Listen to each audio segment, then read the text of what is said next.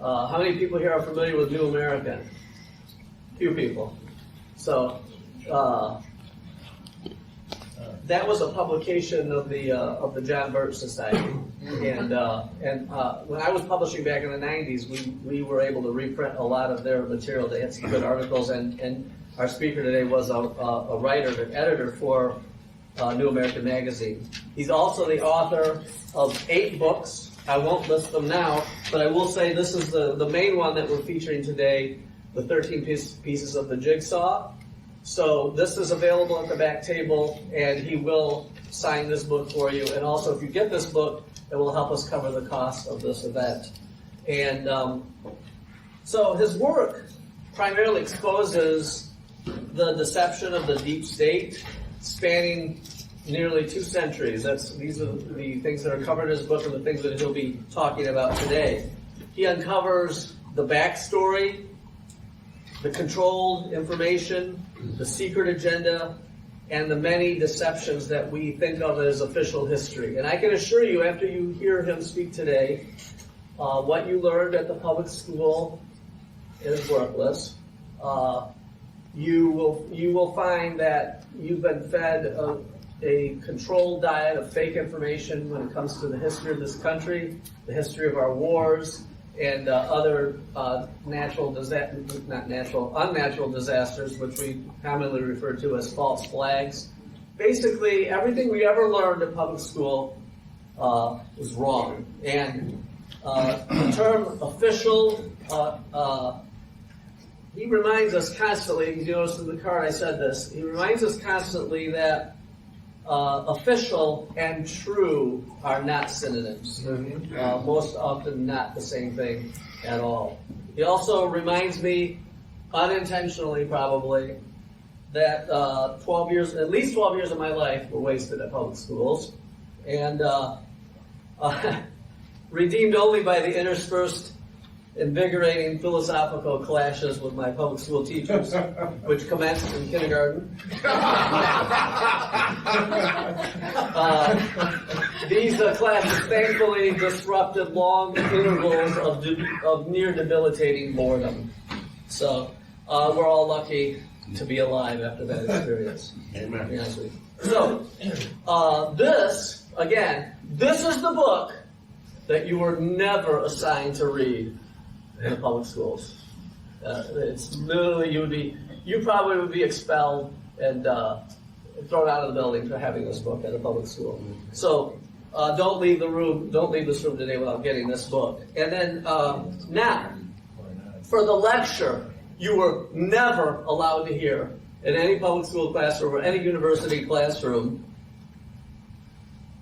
a much sought after broadcast guest who has appeared on hundreds of shows and podcasts, and again is the author of 8 books.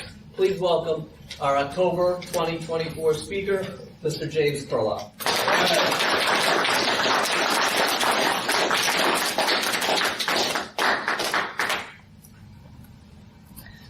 Thanks, John. Well, I want to start out with an anecdote that I wasn't expected to tell today. 2 days before my flight out here to what I now have learned is called Wokimos, I got up in the morning and my computer did something it had never done before. It started setting off alarms like a fire alarm or air raid siren. It said there was a massive error on my computer. My hard drive could not be located. And I couldn't reach customer service because I couldn't start my computer. I tried rebooting several times, the same thing, but it always happens. And so I tried reaching customer service on somebody else's computer, but I realized it was going to be hopeless. And so I called John, and I said, John, I don't even know if I can make it out to Michigan. The only solution I know of is I need to run to Staples, get a new laptop, get used, I'm not used to Windows 11, I need to get used to setting up a new computer, get my apps onto it.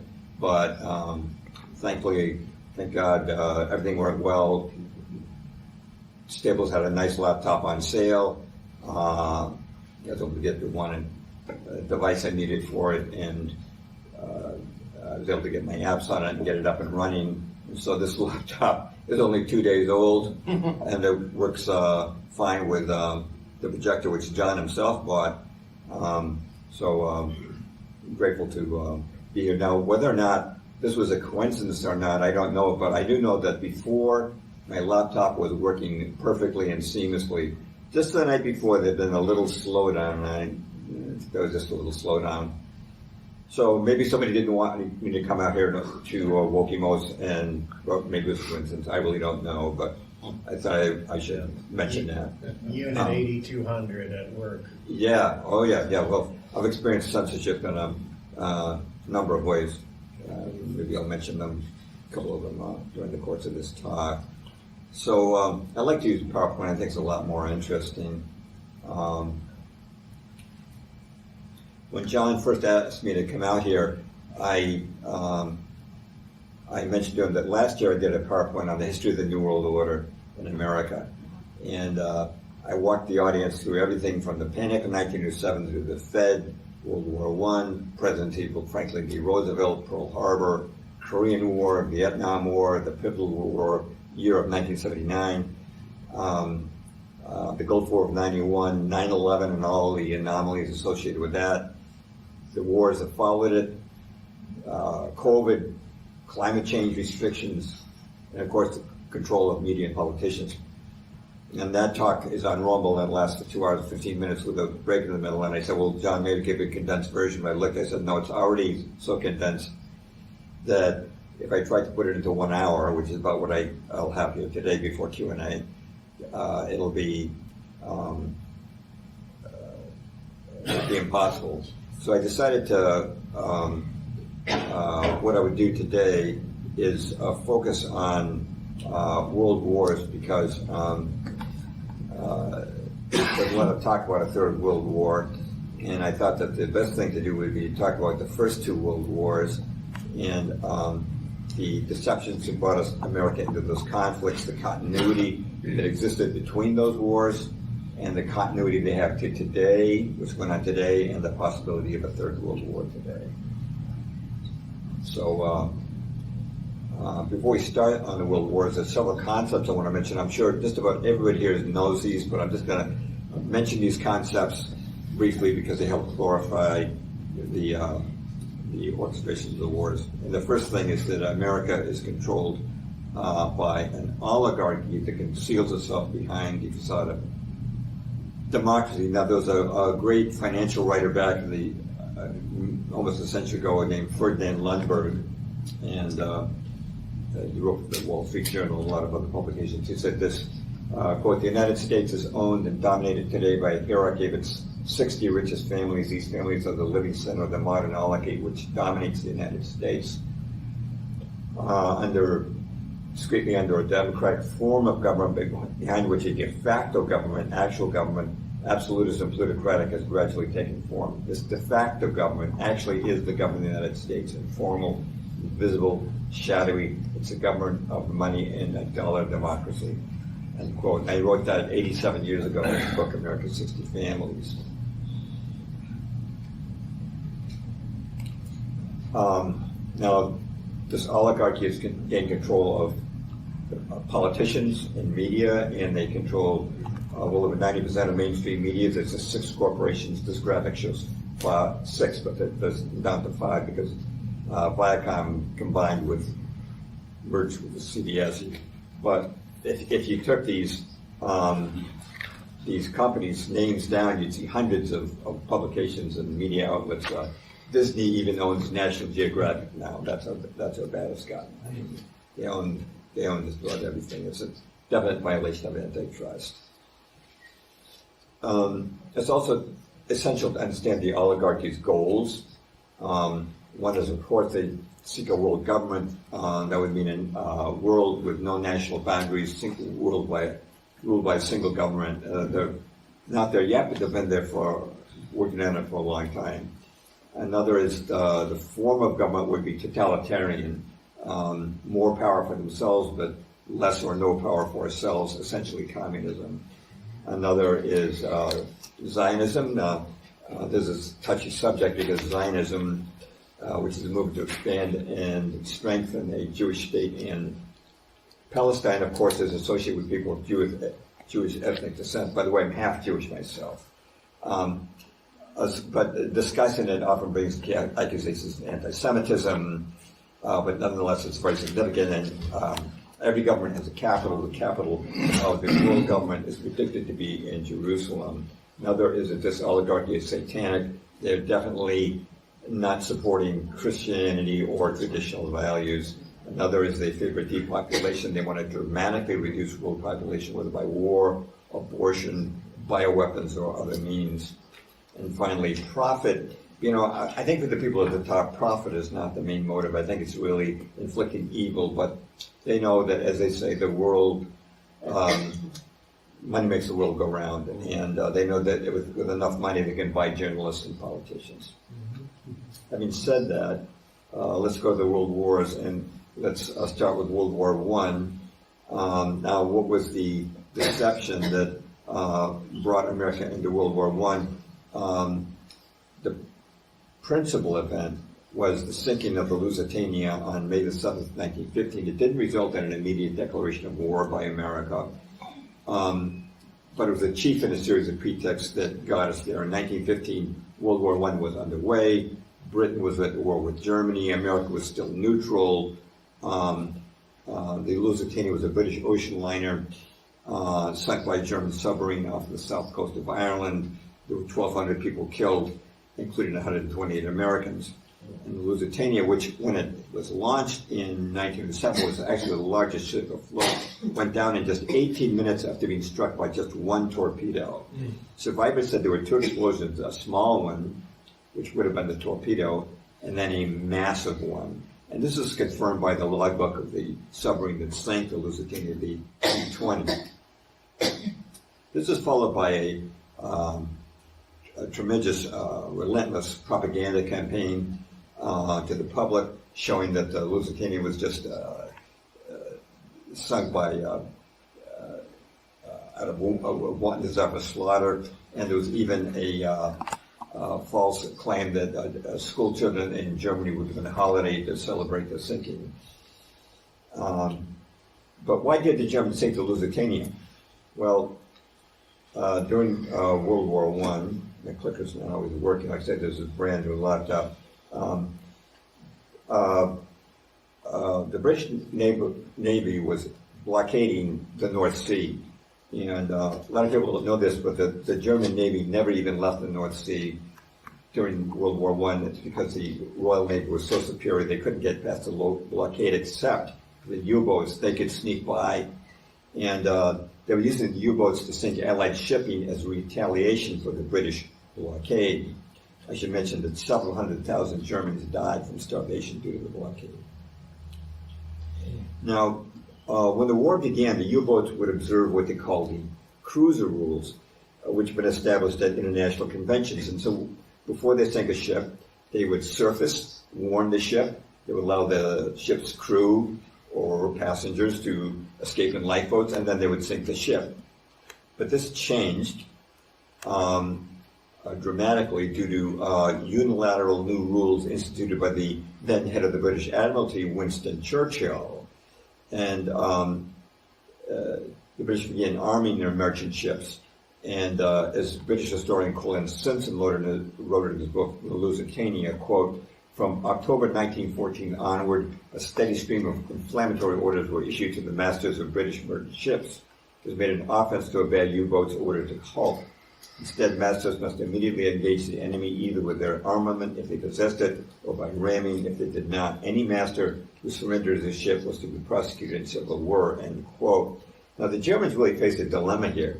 With warships, submarines are very fragile. Just one shot from a low-caliber gun, a cannon, could sink a U-boat. By the time of the Lusitania incident, several German U-boats had been sunk in this way. And although U-boat captains were sometimes willing to observe discretion, most were unwilling to surface and risk being destroyed by observing the international rules which Winston Churchill himself had first abandoned.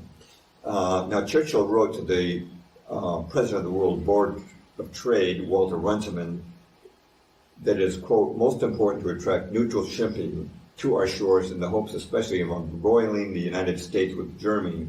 In his post-war book, The World Crisis, Churchill wrote this: "The maneuver which brings an ally into the field is as serviceable as that which wins a great battle. The first British countermove made on my responsibility in 1915 was to arm British merchantmen to the greatest extent possible with guns of sufficient power to deter this U-boat from surface attack. As the U-boats were forced by the progressive arming of the British mercantile marine to rely increasingly on underwater attacks, they encountered a new set of problems and dangers. The submerged U-boat with its defective vision, meaning a periscope, ran the greatest risk of mistaking neutral for British vessels and thus of drowning neutral crews and thus of embroiling Germany with the other great powers."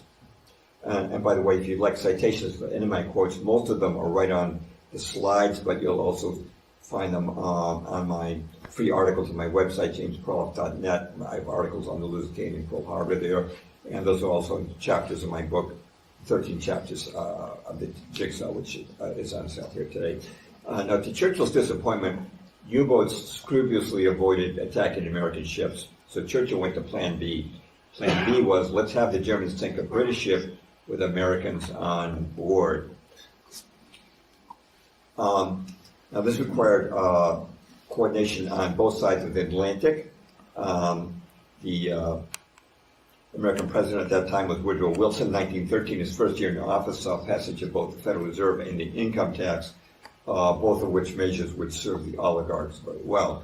I should mention that when Wilson was elected president, he had only 1 year of political experience as governor of New Jersey, and getting elected was only a miracle that the oligarchy could achieve.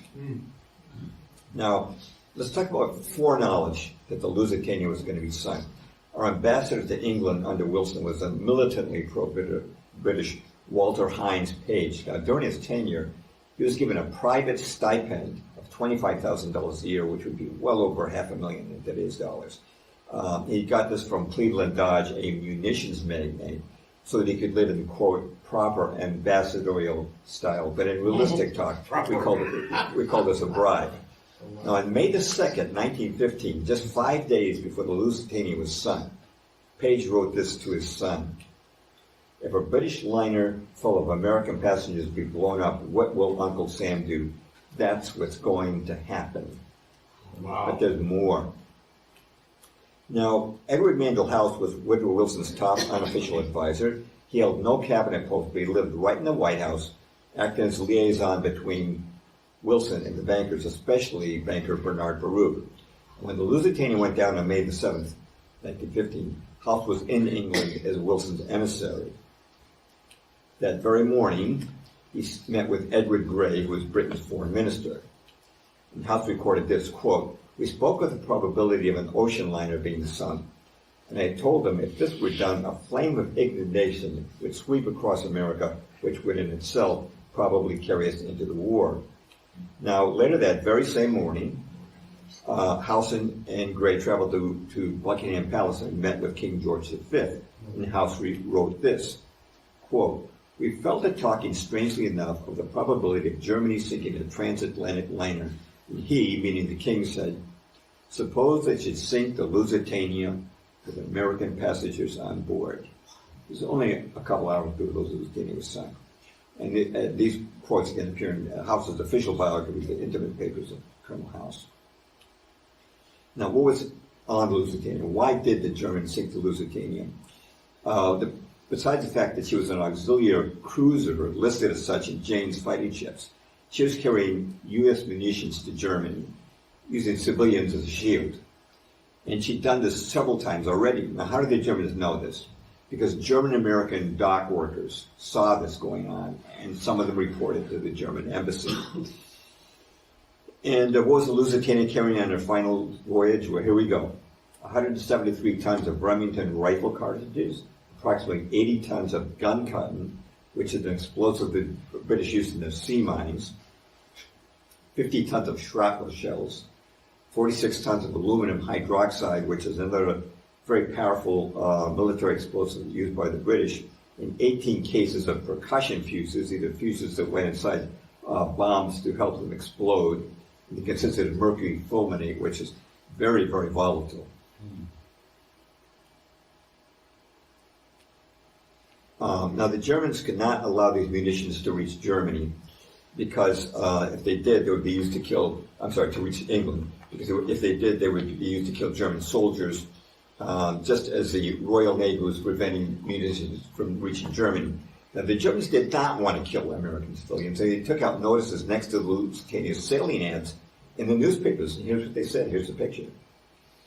Notice, travelers intending to embark on the Atlantic voyage are reminded that a state of war exists between Germany and her allies and Great Britain and her allies, that the zone of water includes the waters adjacent to the British Isles, that in accordance with formal notice given by the Imperial German government, vessels flying the flag of Great Britain or any of her allies are liable to destruction in those waters, and that travelers sailing in those war zones on ships of Great Britain or her allies do so at their own risk. Imperial German Embassy. You can see the notice right under the Lusitania sailing notice. So Americans who wanted to sail to Germany safely could do so simply by sailing on American ships or that of any neutral country. So why weren't these notices heeded? Because an officer in the U.S. State Department ordered that they be suppressed. Now, when the Germans learned of this, they personally appealed to the American Secretary of State, William Jennings Bryan, who, by the way, was a very good man. And he immediately cleared the notice of publication, but now it's getting late. And Bryan said to President Wilson, please warn Americans. He refused to do so. He was always on the banker's puppet strings. Now, this is Senator Bob La Follette, who's very much like the Ron Paul of his day. He's a good man. He's an honest congressman, honest senator. This is what he said in 1917.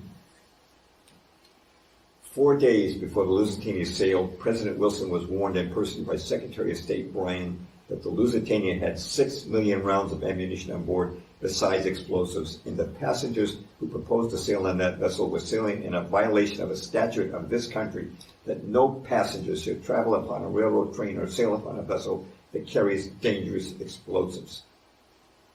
So how did the oligarchs react? They told their friends in Congress, impeach La Follette. And a campaign was underway in the Senate to do that, but it was stopped because former Secretary of State, who resigned over all this, came forward and confirmed that everything Senator La Follette had said was true. Now, question, how did the British know in advance that the Lusitania was going to be sunk? I gave you those quotes before. A couple of factors to consider. First of all, British intelligence had cracked Germany's naval codes. Secondly, they knew that a U-boat was very active in that very area. It sunk 2 ships the very previous day. And on previous voyages, destroyers would always accompany the Lusitania whenever there was a submarine threat. But on May the 7th, no destroyers were sent out, even though 4 were lying idle in the nearby port of Milford Haven. A great deal of communications traffic took place between the Lusitania and the Admiralty. Probably the captain was saying, where are my destroyers? Can I be rerouted to Ireland until the danger passes? But all those records have disappeared from the files of the Admiralty, so we can't read them. Now, Patrick Beasley was considered the leading authority on the history of British naval intelligence, in which he was long an officer. In his book, Room 40, here's what Beasley wrote. Nothing, absolutely nothing was done to ensure the liner's safe arrival. I am reluctantly driven to the conclusion that there was a conspiracy, that's his word, deliberately to put the Lusitania at risk in hopes that even an abortive attack on it would bring the United States into the war. Such a conspiracy could not have been put into effect without Winston Churchill's express permission and approval. Now, all that was left was the cover-up. In Britain, a formal inquiry into the sinking was held before Lord Mersey, who had overseen the Titanic inquiry. However, well before it got underway, the Admiralty resolved to scapegoat the ship's captain, William Turner. The guy on the left is Richard Webb, director of the Admiralty's Trade Division. He issued a report which said of Turner, quote, one is forced to conclude that he's either utterly incompetent or that he's been gotten at by the Germans. Admiral Lord Fisher, First Sea Lord, said, Turner is, quote, not a fool but a knave, I feel absolutely certain that Captain Turner of the Lusitania is a scoundrel and been bribed. I hope that Captain Turner will be arrested immediately after the inquiry, whatever the verdict or finding may be. And he added, ought not Lord Mersey get a hint? Winston Churchill, who you see in the second photograph on the left, and that's Lord Fisher next to him. Churchill said that we shall pursue the captain without check, and then Webb wrote to Lord Mersey, quote, I am directed by the Board of Admiralty to inform you that it is considered politically expedient that Captain Turner, the master of the Lusitania, be most prominently blamed for the disaster. Thus, in complete violation of the traditions of Western justice, Lord Mersey was asked to render a verdict before the inquiry even began. This request came from the very men responsible for denying the Lusitanians protection in the first place. At the inquiry, all evidence of the Lusitanians' munitions was quashed. Captain Turner was never even asked where his cargo was. Mersey officially concluded the sinking was simply due to being torpedoed by a German submarine, but he was unwilling to crucify Captain Turner because no credible evidence was presented in court showing that he was incompetent. He was shown to be an able seaman. I should mention that Churchill had been dismissed as head of the Admiralty by then because of the disastrous Gallipoli campaign, so he no longer had to placate him. But after this, Mersey excused himself for any further justice duties. He asked for no pay for the Lusitania work, and he told his children the Lusitania case was a damned dirty business, end quote. Now, before I discuss how World War I fit into the plans of the oligarchs, let's first look at the event that brought the United States into the Second World War, and then we'll connect everything together. Pearl Harbor. Morning of December 7th, 1941, of course, Japanese planes launched from aircraft carriers attacked the American fleet in Hawaii, sinking and heavily damaging 18 ships, including 8 battleships, destroying almost 200 planes, and killing over 2,000 servicemen.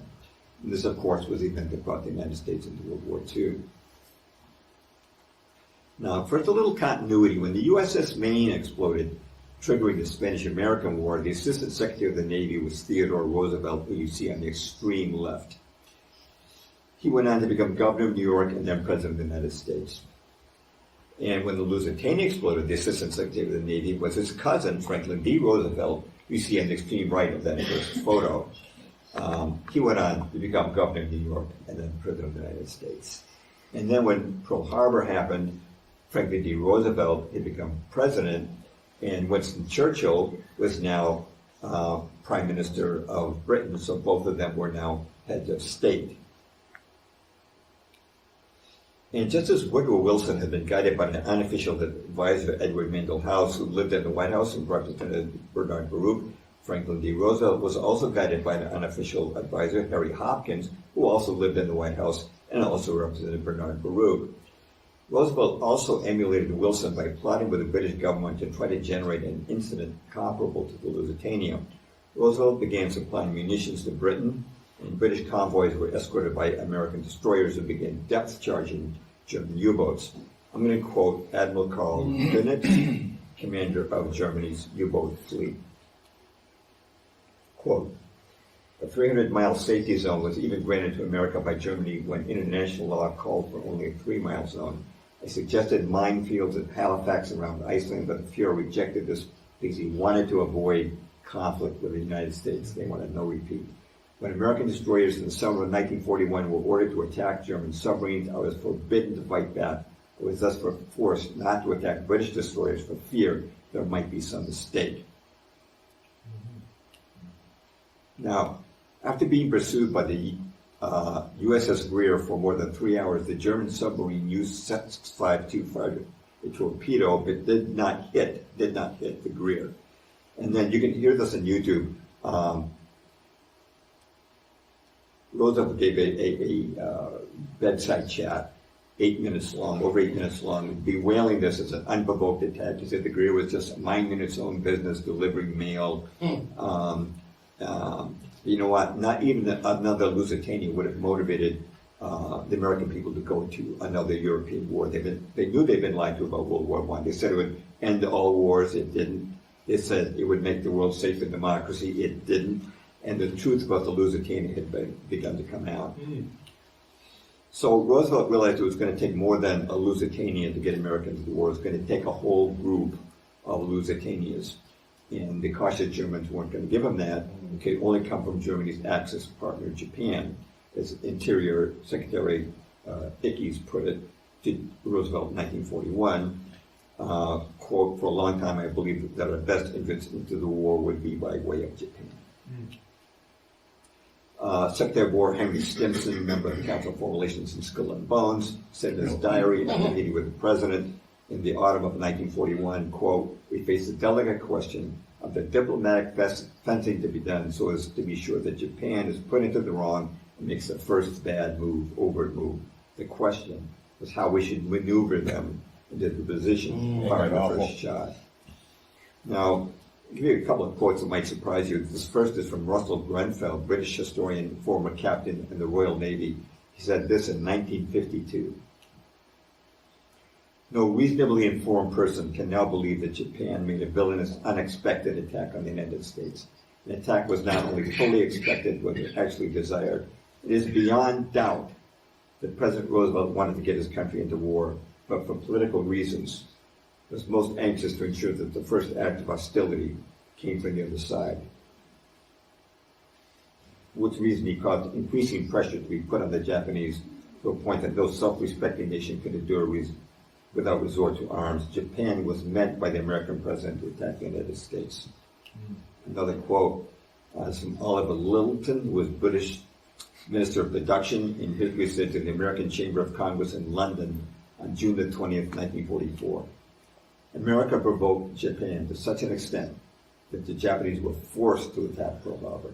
It is a travesty on history ever to say that America was forced into war. I could give you other quotes like that, but moving on, there are three basic things to know about Pearl Harbor. Number one, why was the fleet in Pearl Harbor? Why wasn't it on its usual berth on the American West Coast?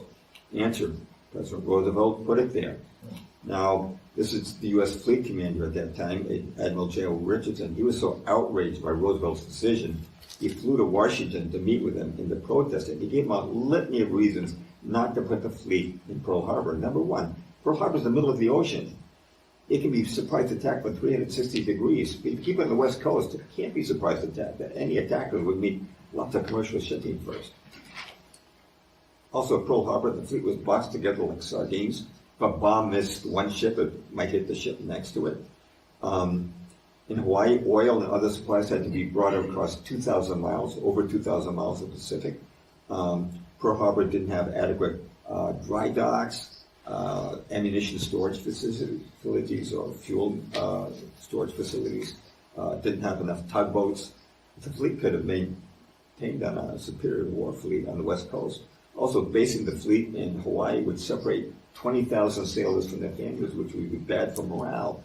And yet other reasons. Roosevelt could not rebut these objections. He simply said that having the fleet there would exert, quote, a restraining influence on the actions of Japan. Well, guess what? As of December the 7th, 1941, everyone knew it did not exert a restraining influence on Japan. Yet after this meeting, President Roosevelt fired Richardson as fleet commander. Nevertheless, to this very day, mainstream historians blame the Navy, not Franklin D. Roosevelt, for the attack. Number two, why did the Japanese attack Pearl Harbor? What was their reason? The actual reason. Now, the American public was told because Japan wanted to conquer the world. Americans were subjected to a stream of propaganda that Japan is bent on world conquest, even though it's smaller than Montana. Now, in the wartime government-produced film, Our Enemy, the Japanese, which you can watch on YouTube, the narrator, Joseph Grew, Council of Foreign Relations, told the public the Japanese believe it is, quote, the right and destiny of Japanese emperors to rule the whole world, to destroy all nations and peoples which stand in the way of its fulfillment. Their national dream is to see Tokyo established as a capital of the world. World conquest is their national obsession. End quote. The Bruce said these things without giving any evidence to support it. If you watch the movie, you just see Japanese getting on the subway trains and eating food with chopsticks. That's what you see. Okay. Now, as proof of Japan's conquest of the world plan, the American press played at the fact that Japan had sent troops into Manchuria, northern China, in the 1930s. But what they didn't mention was before that happened, the Soviets had conquered Xinjiang, northwestern province of China, and also had moved into outer Mongolia.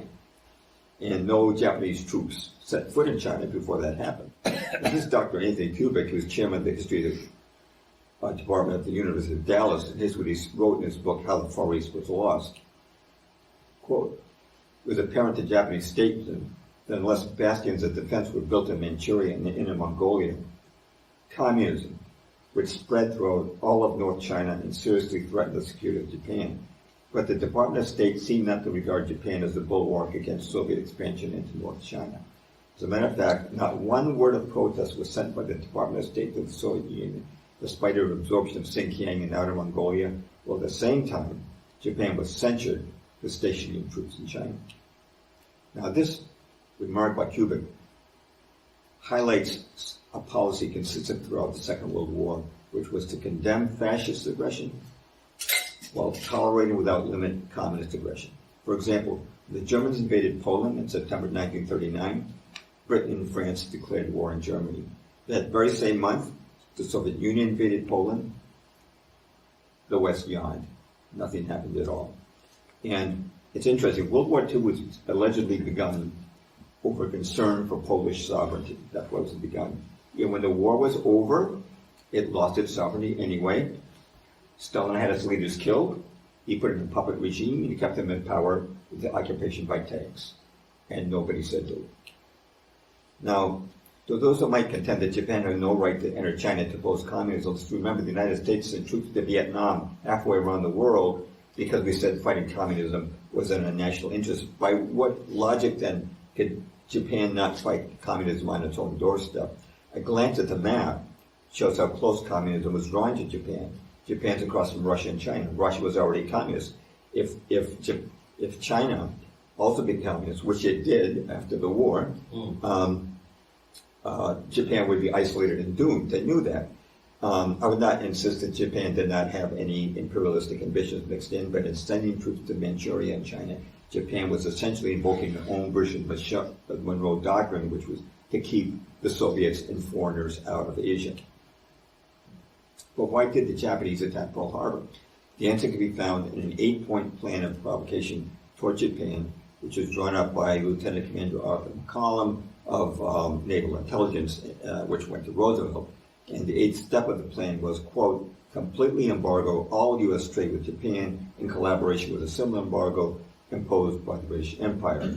And that was followed by this sentence, quote, if by these means Japan can be led to commit an overt act of war, so much the better.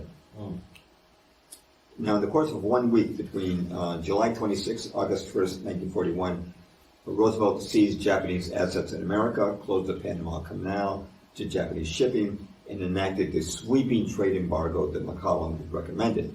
Britain and the Netherlands then followed suit with embargoes. Now, for the Japanese, this constituted a death threat. They depended on imports for 75% of its food, 88% of its oil, and for many of its raw materials.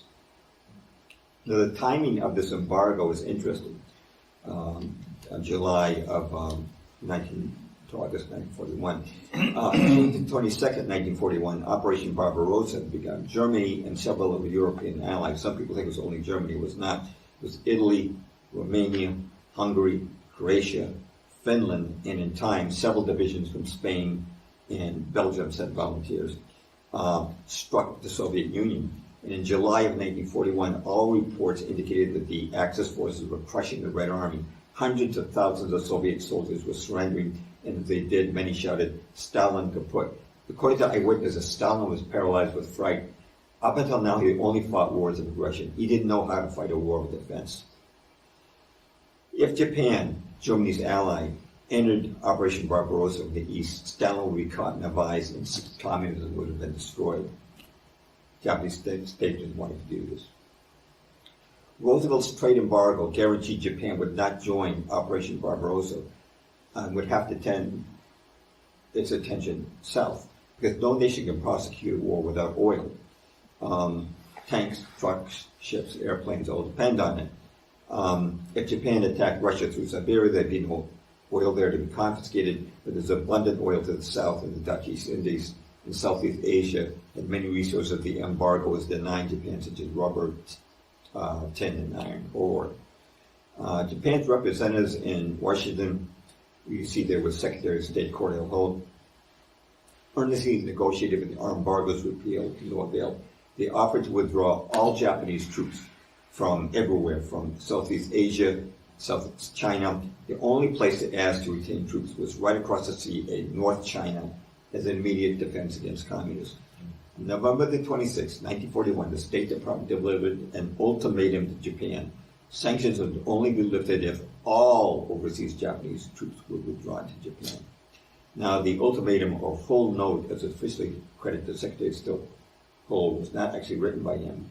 It was written by this man, Harry Dexter White, Assistant Secretary of the Treasury. Now, it's now known, has been known for some time, that he was a Soviet operative. He was a spy for Stalin.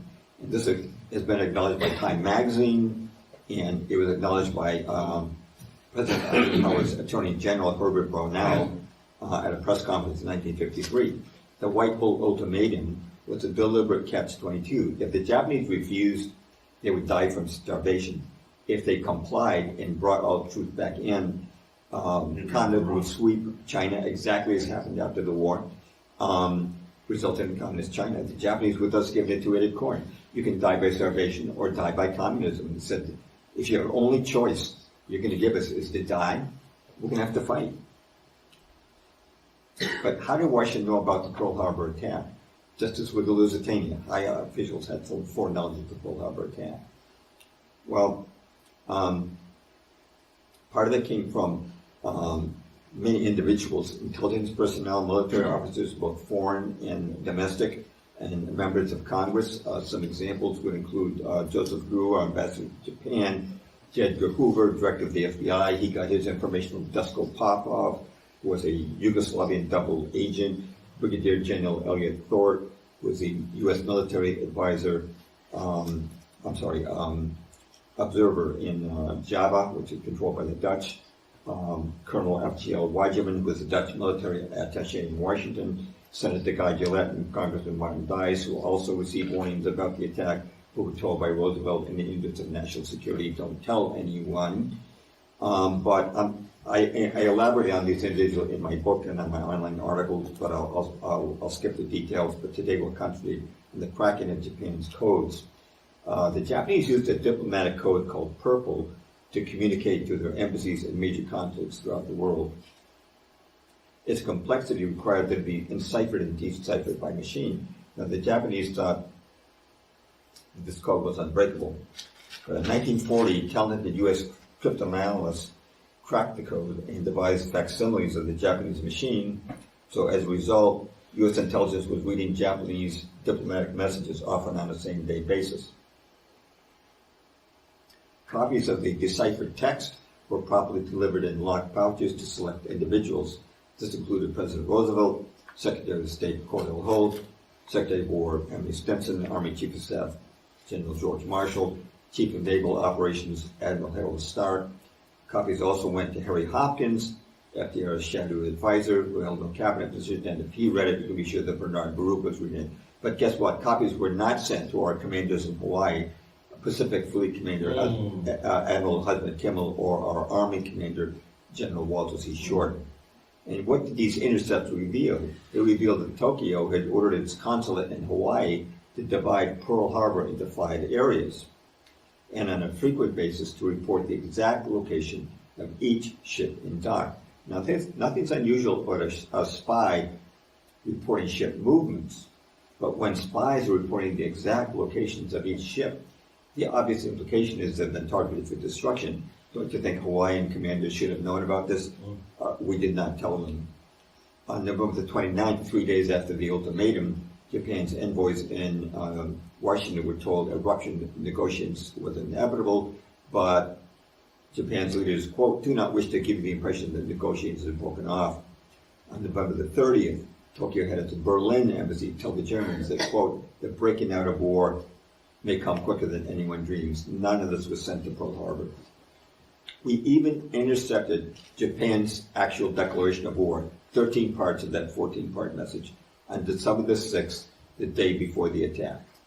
But this, too, was withheld from our commanders in Hawaii until after the attack. Yeah. Officers of the U.S. Army intelligence wanted to warn Pearl Harbor. They saw the message, but they were told they could not do so without permission from the Army Chief of Staff, George Marshall, who conveniently absented himself from his office. His servant said he was out on a horseback ride. Turned out to be a very long horseback ride, and actually he wasn't even on a horseback ride. In his year 2000 book, The Day of Deceit, The Truth About FDR in Pearl Harbor, Robert Stinnett proved from documents obtained through the Freedom of Information Act that Washington was not only deciphering Japanese diplomatic messages, but naval dispatches also. It had long been presumed that as Japan, its fleet approached Pearl Harbor, it maintained complete radio silence. This was not the case. The fleet observed discretion, but not complete silence. Naval intelligence intercepted and translated numerous dispatches which President Roosevelt had access to. The most significant one was sent by Admiral Yamamoto to the Japanese First Air Fleet on November the 25th, 1941. Here's what it said, quote, the task force, keeping its movement strictly secret and maintaining close guard against submarines and aircraft, shall advance into Hawaiian waters, and upon the very opening of hostilities shall attack the main forts of the United States fleet and deal it a mortal blow. The first air raid is planned for the dawn of X Day, exact date to be given by later order. No one in the American government could possibly read that and not understand its meaning. Now, after the attack on Pearl Harbor, just as with the Lusitania, there was a cover-up. Naturally, the American people in the Congress, they wanted to know, why was America caught off guard like this, Why didn't, why were we better protected? And President Roosevelt decided to scapegoat the commanders of Pearl Harbor, following the example of Churchill, who had scapegoated the captain of Lusitania, William Turner. But unlike Turner, who hung his head low in court, this guy had been floated into the ocean for hours, our commanders in Pearl Harbor, who we see here, Admiral Husband Kimmel and General Walter C. Short, they fought back. President Roosevelt said to appoint an investigatory commission. He selected a crony of his, Supreme Court Justice Owen Roberts, to head it. Also appointed were other cronies of himself or General Marshall. The commission conducted only 2 to 3 days of hearings in Washington and then 19 in Hawaii. Initially, all testimony taken was unsworn and unrecorded, and irregularity was corrected. In Hawaii, when Admiral Kimmel was summoned, he brought a fellow officer to act as his attorney, his legal counsel. Justice Robert disallowed this on the grounds that the investigation was not a trial and the admiral was not a defendant. But because Kimmel and Short were not formally on trial, it also denied all the judicial rights of defendants. They couldn't ask questions, they couldn't cross-examine witnesses. Kimmel was also shocked that the proceeding stenographers omitted much of his testimony. The Roberts Commission laid all blame for Pearl Harbor on the Hawaiian commanders, while stating that Washington officials, including Chief of Staff George Marshall and Naval Chief of Operations Harold Stark, had discharged their duties in exemplary fashion. And incredibly, the report sections declaring this was first submitted to Marshall and Stark for their personal approval. Admiral Richardson, Kimmel's predecessor's Pacific Fleet Commander, said of this report, quote, it is the most unfair, unjust, and deceptively dishonest document ever printed by the government printing office. Now, Roberts brought a final copy of the report to Roosevelt, who read it and tossed it to his secretary with delight, saying, give that in full to the papers, the Sunday editions, and the words dereliction of duty were emblazoned on headlines across the country. America's outrage fell on Kimmel and Short. It was said that they were traitors, they should be shot, they were inundated with hate mail, death threats. There was an outcry for court-martial, but this is exactly what the two officers wanted. They wanted to resolve Pearl Harbor in a real courtroom using standardized rules of evidence, not Owen Roberts' personal methods. But the Roosevelt administration did not want that because in an orthodox courtroom, sharp defense attorneys might start digging into Washington secrets. So the issue was sidestepped by invoking security concerns due to the war effort. It was announced that courts-martials would be held but postponed until, quote, such time as public interest and safety would permit. Sufficient delay would also cause the 3-year statute of limitations that applied in such cases to elapse. But that was the last thing Kimmel and Short wanted. Court-martial was the only means they had of clearing themselves. Thus, they voluntarily waived the statute of limitations. Now, by 1944, the Allies were clearly winning the war, and national security would no longer pass as a barrier to courts-martial. A joint congressional resolution mandated the trials. At last, the former Hawaiian commanders would have their day in court. Here's the Naval Court of Inquiry, which convened in August of that year. They obtained more than 40 intercepts from the Navy Department, revealing that Washington had full foreknowledge of the Pearl Harbor attack, information that had been denied to our commanders in Hawaii. The admirals on the court, as they listened to the intercepts being read, 2 of them flung their pencils on the floor. They had locked looks of horror and disbelief on their faces. More than 2,000 people died at Pearl Harbor because these messages had been withheld. Naval Department officers gave additional testimony. After nearly 3 months, the inquiry finished. The verdict of the Roberts Commission was overturned. Admiral Kimmel was exonerated of all charges. Admiral Stark, Chief of Naval Operations, who had rejected pleas of the junior officers to notify Hawaii on the morning of the attack, was severely censured. Now, I don't have a copy of the Army, picture of the Army Pearl Harbor Board, but they're convening at the same time, and they secured copies of the intercepts from War Department files, and the board condemned General Marshall in its report, and it bluntly concluded, quote, here's what it said, up to the morning of December the 7th, 1941, everything that the Japanese were planning to do was known to the United States, end quote. Now, these verdicts brought dismay to the Roosevelt administration, but a solution was quickly come up with. It was announced. In the interest of national security, the findings of these hearings would not become public until after the war ended. Now, in the meantime, they explained that they were going to conduct additional investigations to supplement the courts of inquiry.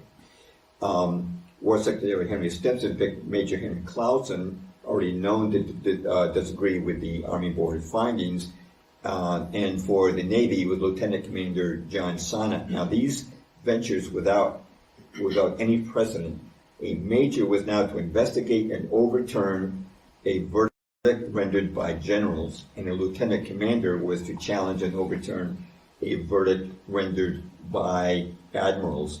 Now, during these new investigations authorized by Roosevelt, under intense pressure, officers who testified against Washington reversed themselves. Most did, but a handful did not, and you'll find their names in my book. The Clausen and Sonnet inquiries pleased Washington, and they gave their announcement. The joint Army-Navy announcement came on August the 29th, 1945. This is the very day that U.S. troops were entering Japan. The public was rejoicing, and nobody was likely to care about Pearl Harbor's origins. The War Secretary's report shifted the blame back to General Short, while saying to General Marshall that, quote, throughout this matter, he acted with his usual great skill, energy, and efficiency. It admitted that the Army Pearl Harbor Board had criticized Marshall, but said that further investigation, it determined this was completely unjustified. The Navy's statement again imputed guilt to Kimmel, while asserting that Washington had not been negligent in keeping him informed. Consequently, the American public did not learn what the original inquiries had determined. Of course, anybody who wanted to find out for himself could do so if he went and purchased the 40-volume U.S. government report on Pearl Harbor. I should mention, after the war, Congress did investigate Pearl Harbor, but put it in a nutshell, the Democrats held a 6-4 majority on the committee. They knew that it was revealed that President Roosevelt had foreknowledge of Pearl Harbor. It could devastate them at the ballot box, And so the Democrats determined what evidence would be held and what witnesses would be called, and they stuck to the party line, and they issued a majority report absolving Washington of any wrongdoing at Pearl Harbor. By the way, collaboration pays. Those who cooperated with the Pearl Harbor cover-up were generously rewarded. Now here we have the Roberts Commission again. January 1942, the same month that he signed the commission's report, Brigadier General McNarney, who was on Marshall's staff, he was promoted to Major General, and then to Lieutenant General, then to Full General, and then after the war he became Commanding General of all occupation forces in Germany. Next to him is Admiral Stanley. After signing the report, he received the Distinguished Service Medal, and the following month, April 1942, was appointed ambassador to the Soviet Union. Justice Roberts is in the middle. To our right from him is Rear Admiral Reeves. After signing the report, he was advanced to full admiral. As was pointed out, quote, his eminent and conspicuous service during the Spanish-American War his gallantry was discovered by Roosevelt 40 years after the fact. He was long retired. And Frank McCoy is on the right. He became chairman of the Far Eastern Commission, which settled Japan's aftermath after the war. Also, General Marshall, who went on that supposed long horseback ride, he was made America's first 5-star general. That designation had never previously existed. Subsequently, he was made Secretary of State, Secretary of Defense. These were at critical times. Secretary of Defense during the Korean War. His Chief of War Plans, you see next to him, Brigadier General Giroux. He was made a Lieutenant General and Commander of the 15th U.S. Army. And Major Henry Clausen, who oversaw the inquiry that revamped the findings of the Army Pearl Harbor Board, he went to spend 16 years as the Sovereign Grand Commander of the Scottish Rite in the Southern Jurisdiction. In other words, he became the highest-ranking Freemason in America. Now, given that President Roosevelt was a 32nd degree Mason and General Marshall was also a Freemason, it's perhaps not surprising that Clausen's report absolved Roosevelt and Marshall of any wrongdoing. Secretary of State Colonel Hull, who also cooperated in the cover-up, received the 1945 Nobel Peace Prize. But as to the men who sought to tell the truth about Pearl Harbor, who I enumerate in my articles and books, their careers did not advance if they were captain, they just stayed a captain. Now, over the decades, many investigators have uncovered the truth. Some examples that I can recommend for reading and reviewing include Pearl Harbor, the Story of the Secret War, published in 1947 by George Morgenstern of the Chicago Tribune. A lot was already known by then. Another is The Final Secret of Pearl Harbor, the Washington Contribution, published in 1954 by Rear Admiral Robert A. Theobald, who was in Pearl Harbor commanding destroyers on the day of the attack. And in 1955, you have Admiral Kimmel's story. Admiral Kimmel, of course, the Pacific Fleet commander. A great book came out in 1983 by John Toland, Pulitzer Prize-winning historian, Infamy, Pearl Harbor, and its aftermath. I personally consider this the best book on Pearl Harbor. Now, it's interesting, in 1989, the BBC produced a documentary called Sacrifice at Pearl Harbor, which repeats many of the facts I've just given you, and you can watch that on YouTube. Also, a book I mentioned before, Day of Deceit, The Truth About FDR and Pearl Harbor, by Robert Stinnett, published in the year 2000. Now, what were the goals of the oligarchs in the world wars? There's a lot of continuity, as we'll see it relates to today.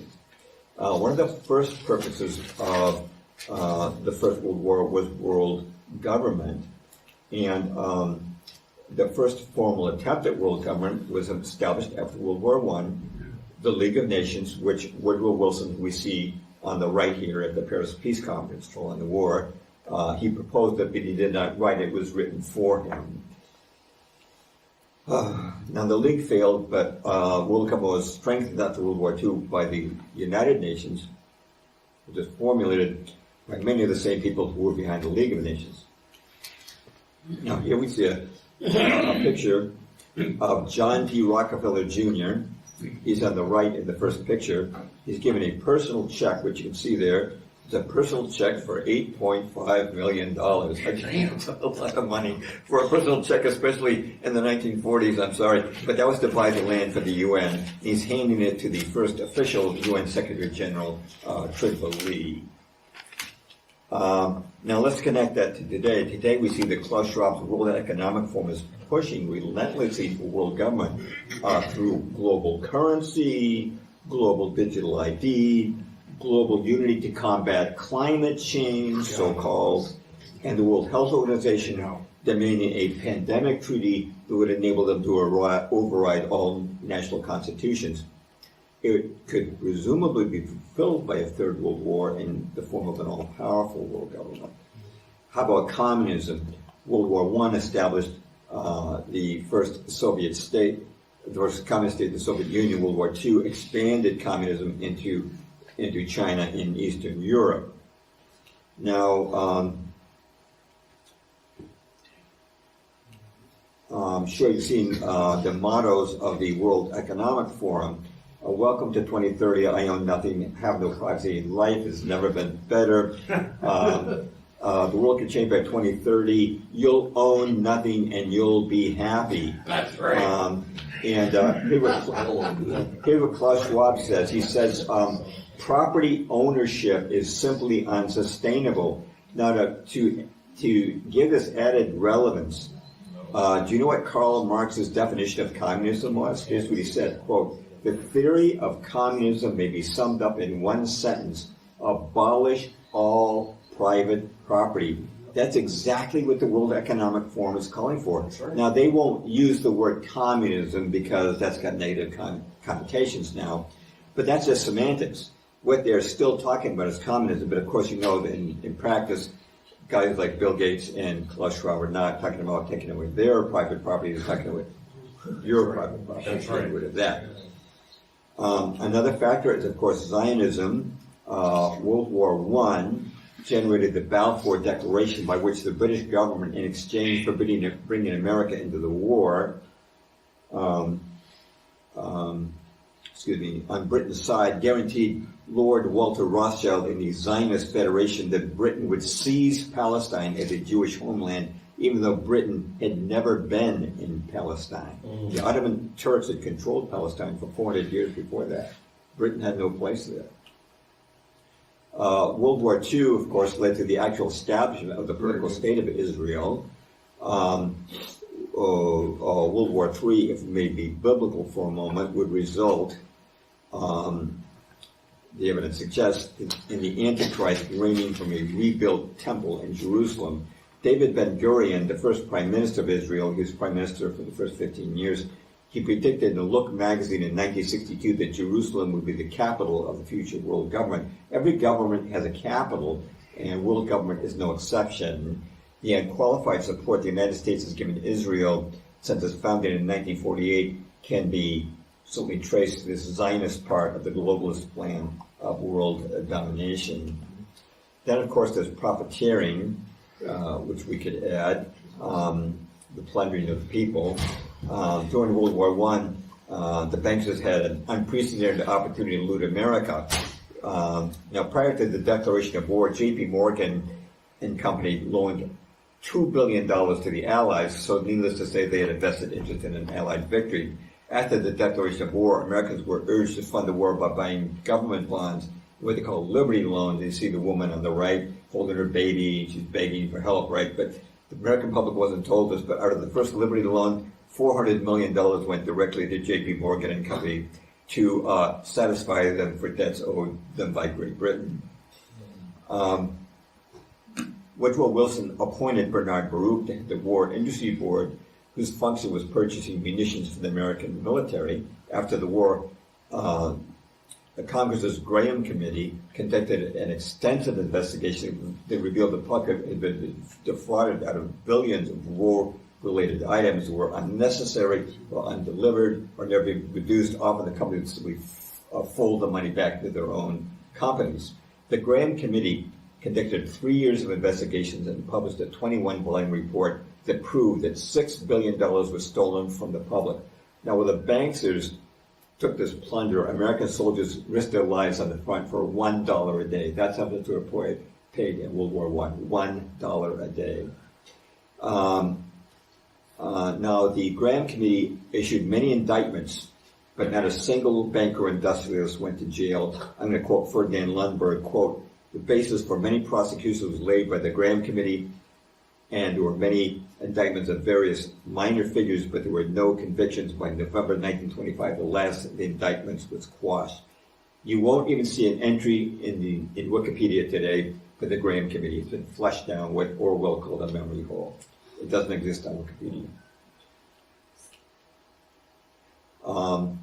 As to World War II, there was more war profiteering, but this time they allowed no congressional investigation.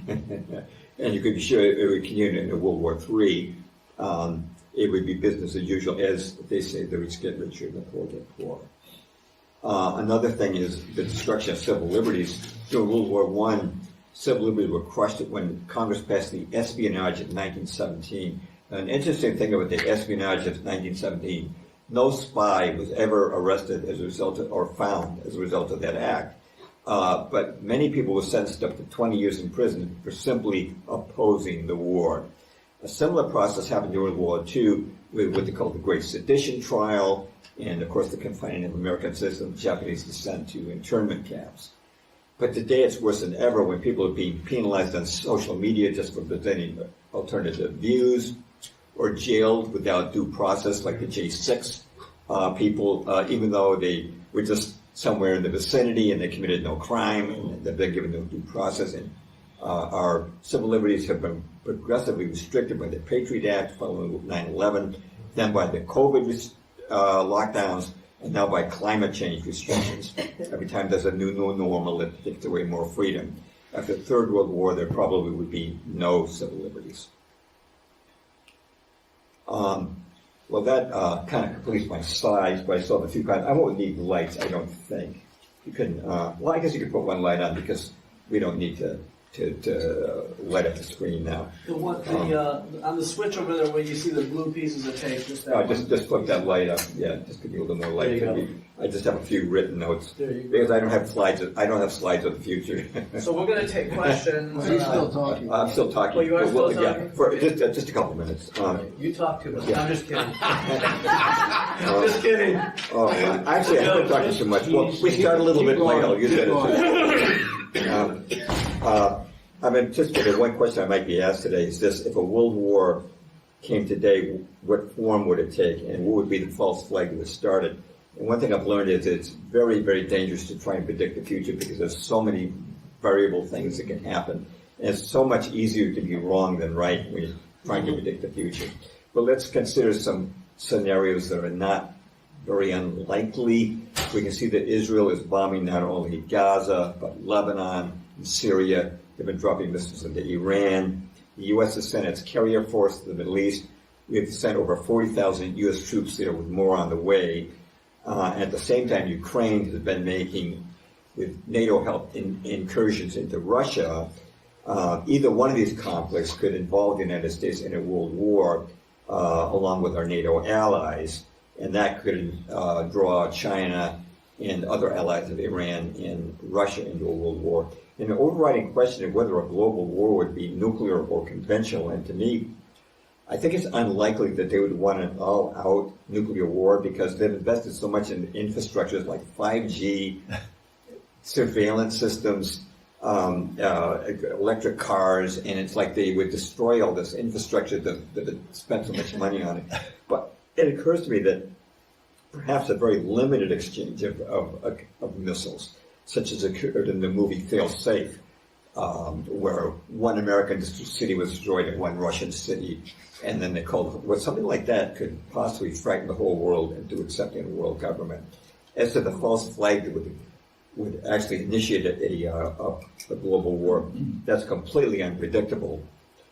But I other than speculate, they would be blamed on our enemies, either Iran or Russia.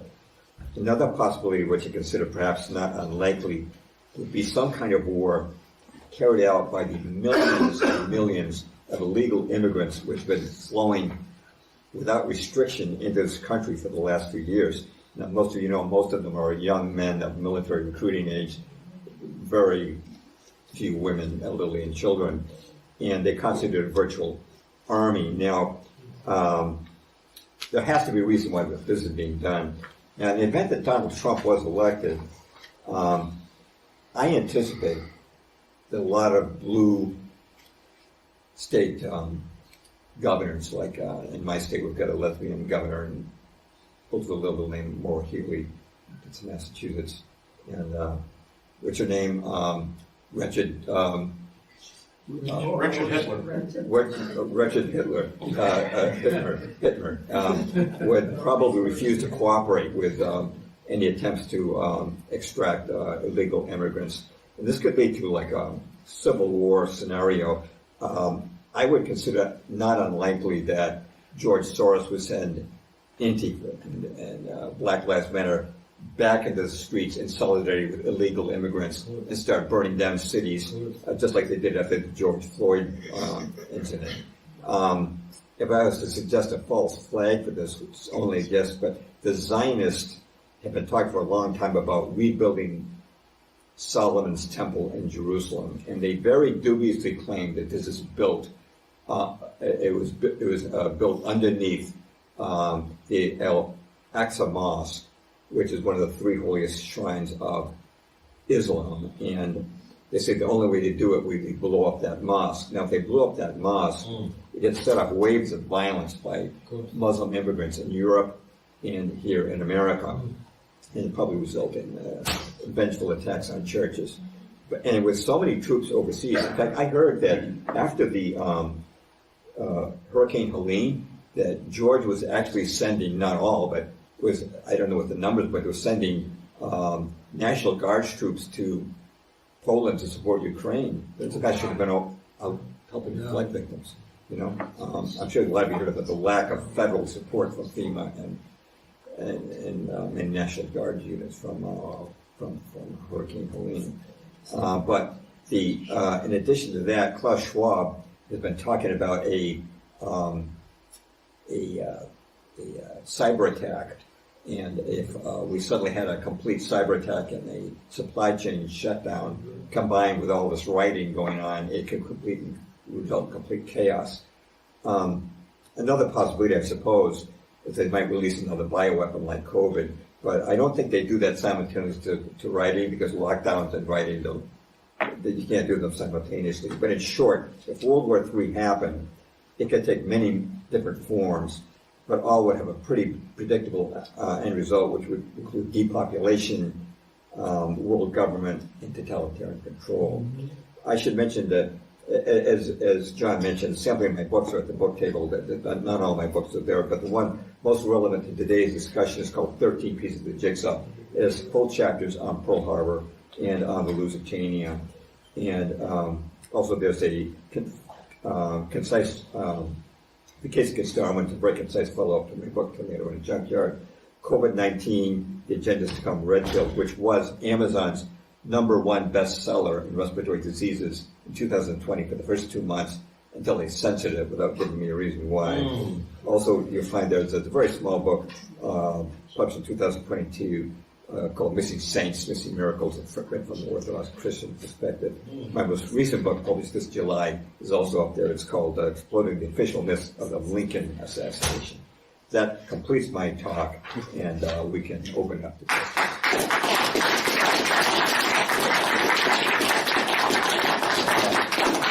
Questions or comments? Yeah, I read a couple of reviews on your book there, the 13 Pieces of the Jigsaw, and one of the reviewers, commenters, not reviewers really, but he said, this book helped me out, put more of the puzzle together. It's hard to let go of narratives we've grown up with. James Perloff is not trying to ruin your day, but we need to know the truth. So that's the kind of book that you'll want to have on your shelf, and it's also the kind of book that if you loan it to a friend, you probably will not get it back. So you probably want to buy two. And we have the inventory to cover. Yeah, first chapter is on Spanish-American War. That's the one thing you won't find. The talk today doesn't even scratch the surface of what's in the book, I can tell you that. And some of the other books that he mentioned, there's a common thread to all these books. They're just basically uncovering history that we've been deprived of knowing. The official myths of the Lincoln assassination. That's your most recent book. Just some really, amazing things in there that we've never heard of before. In fact, you think that the JFK thing is complicated, convoluted, and covered up and whatnot. The Lincoln thing is the Lincoln thing. It's just as bad. It's horrible, and so if you even get a chance to just pick up the book back and just read the back of it, just to get a brief synopsis of what's in there. But there are some very peculiar things that happened to Lincoln, and I don't know. One thing I didn't know, or I had forgotten, simultaneously on the same day, a Booth accomplice, Lewis Powell, attempted to stab to death William Seward, the Secretary of State, on the very same day that happened. So the Booth's escape route was the only road that was not patrolled. When he was caught in a barn and killed, the orders were given not to kill him, take him alive, but the person who killed him was not court-martialed and he was let off. That was very interesting. Other little things like that. Yeah, like the fact that the bodyguard who was supposed to protect Lincoln left deserted his post just like when the before the people- assassination. Yeah. And he went to a bar, boozed it up, and nothing ever happened to him. Yeah. And he actually remained on the presidential bodyguard detail after letting The Abraham Lincoln be assassinated. the box at the Ford's Theater, the presidential box, was modified to accommodate the murder. So on and so forth. It goes on. The other couple books. He's got a really good book. It may be old news, but it's really not old news because they can do it again. But there's a book that we've included in our package on the on the fraud of COVID-19 and the fake pandemic. We put together. I didn't bring one up here, but we put together a pack of 5 books. It's a 5-pack. We always fall short of a 6-pack because we're just like that. So anyway, we have a 5-pack, and these are books that you could buy on Amazon, and you'll probably get them for a little less, but not much. So the whole pack is $100, and we started out with 10, and we've already sold 2. We're down to 8. It would be nice to sell all 10 of those, 8 more to go, and then that'll help us pay for everything here. You take credit card? No. I mean, Who has $100? What? I don't know. You could write a check. Who has $100? Raise your hand. Okay, that was a trick question. You just gave yourself one. If there's no other way, we'll figure out something. I can use checks. Can we get 1 minute from James on JFK? On JFK. Why don't we do that during Q&A? Right. Well, because you can take IOUs, you can trust these people. That's true. Okay. A couple of other books. I forgot. We lost count. So this Truth is a Lonely Warrior. We don't have we it don't have today. that. This is the But main it's a- book in the pack. The COVID-19 book. The brand new book on the myths of the Lincoln assassination. Couple more books. There's a book that he wrote. The Case Against Darwin. Very interesting. I picked them up from the That's in airport the pack. yesterday. That's Yes, in the back. pack. It's in the pack. The Case Against Darwin's in the pack. It's really funny. You all know that he's not from Michigan. He doesn't know Michigan that well, but you all know that there's a place called Hell, Michigan. It's an actual place. And one funny thing is we're driving. We picked him up from the airport yesterday, and we're driving up Dexter Pinckney Road because we had to avoid car accidents and traffic jams on I-94 and 275 and I-96. It was just totally insane. It was like a 4.5-hour round trip just to go to Detroit Airport back. But anyway, so we took a shortcut up Dexter Pinckney Road from I-94, and as you are going north on Dexter Pinckney Road, you'll see a sign that says Hell, Michigan. And this is really funny because the road that leads you to Hell, Michigan is Darwin Road. That's not a joke. Wow. Just remember that. Darwin Road will lead you to hell. Okay. And lastly, in the map, it's true. It's so true. Look it up on a map. Lastly, about the books, the Missing Saints, Missing Miracles, John 14:12. He that believeth on me, the works that I do, shall he do also, and greater works than these he shall do. So Christians have always debated, are miracles for today? Did miracles die with the apostles, all these things? No, they didn't.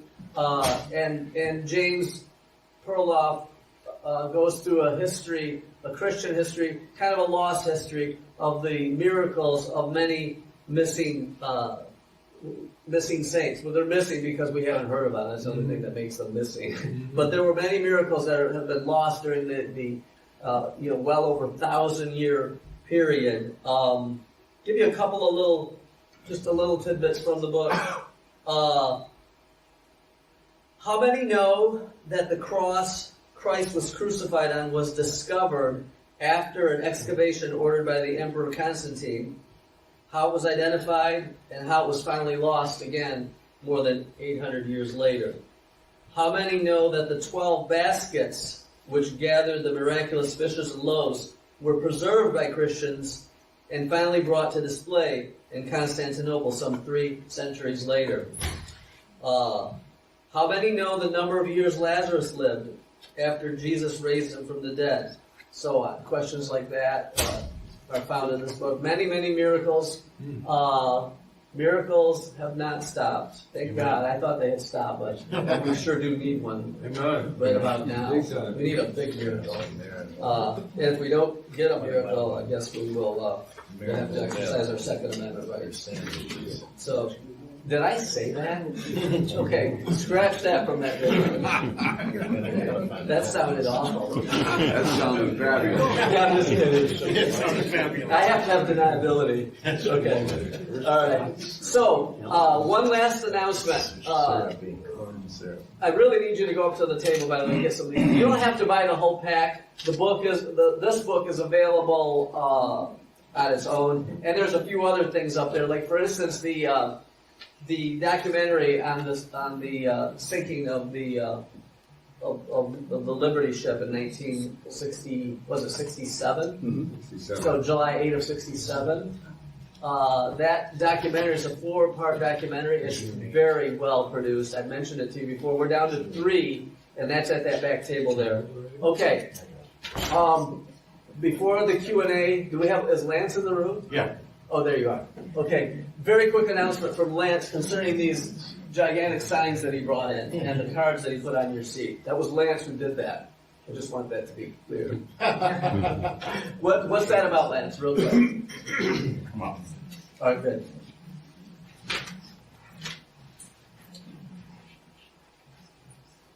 Good morning, white people.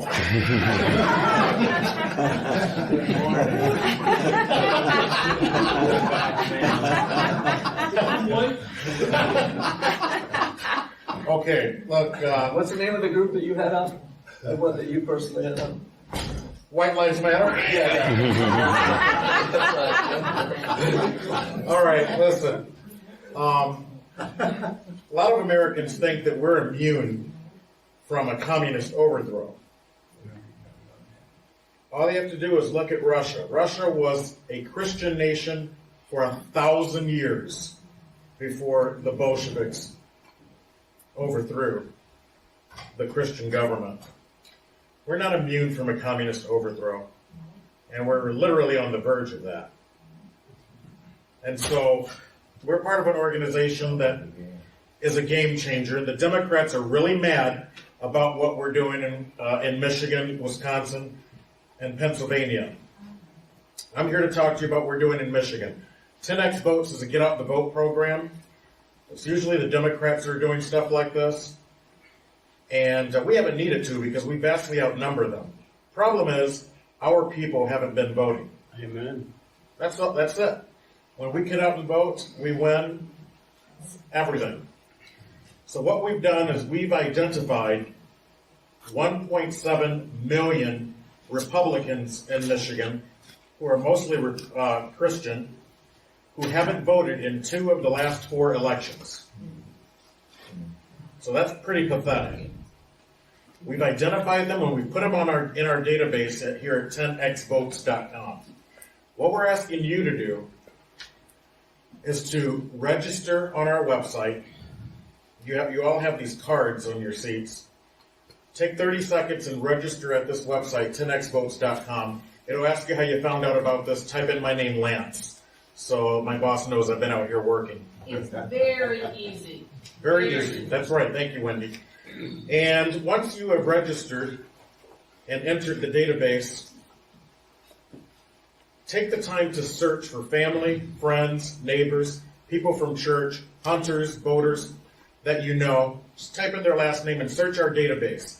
If they're on the list, they haven't been voting. You'd be surprised at how many of your pastors and deacons, and sisters and brothers and cousins have not been voting. We're asking you to click their name, claim them as your own, and we will remind you to remind them to vote. We don't need 1.7 million of these people to vote. That would be the entire list. We just need 5 or 10% of them to get off their butts and vote. If all of us get 10 people to vote, we win another landslide. Mr. Trump allegedly lost Michigan in 2020 by 150,000 votes. So if we have 30,000 of us in Michigan, from the Upper Peninsula down to southern Michigan, that's 300,000 potential votes we can activate for the entire Republican ticket. They're not perfect, but we need to turn out the vote for conservatives and Republicans, period, end of story. So I would encourage you to please take the time to register at 10xvotes.com, put my name in as the person who referred you, Lance. search our database. Hold on, John. And another way to search our database is just type in the street on which you live. You can literally search the street on which you live, or any street in Michigan, and we'll show you the Republicans on that street who haven't been voting. And if you're struggling to find 10 folks to encourage to vote, that's a good way to find your 10, is to just search your own street. These aren't hostile people. So when you call or email or text them or knock on their door, I'm your neighbor and I'm just here to remind you and encourage you to vote this year. You won't be met with vitriol, and that's important to know. Because these are people that have been known Republican voters in the past. That's right. We've looked at 200 data points on these people, and there's an 85% chance when they show up at the polls or vote early, they're going to vote our way. These are our people. Yeah. This is a game changer. That's why Tucker Carlson's been talking about it, Dan Bongino and others, and that's why the Democrats are so mad about it, because they know if we do our job and we participate in this election in this way from home, that we win a landslide. When Mr. Trump wins Michigan, it's over for them. So please help us achieve that goal. Any Never Trumpers here?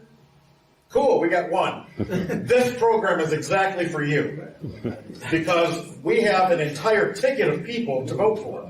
When you turn out conservative Christians to vote, they're going to turn out people that vote your way. So whether Mr. Trump is on the ballot or not, you've got other people like Andrew Fink, Patrick O'Grady, who are running for the Supreme Court of Michigan. That's desperately important for us to win the Supreme Court.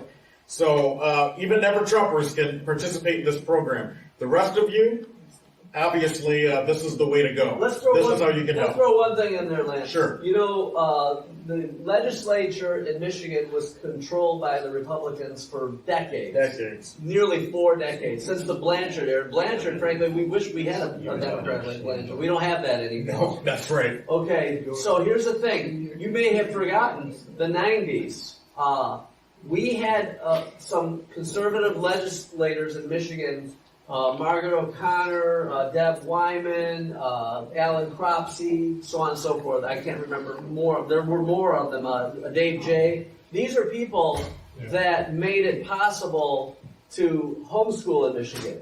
They made it possible to have concealed carry. All these things were, just think back to the 80s. Nobody was homeschooling. There was no such thing as concealed carry. You had to go to a county board, mostly of Democrats who Sanhedrin. Yeah, the Sanhedrin who would say, well, no, you really don't need a gun. But I do need it. No, you don't need one. And that's how it used to be. People forgot how it used to be. It was very bad.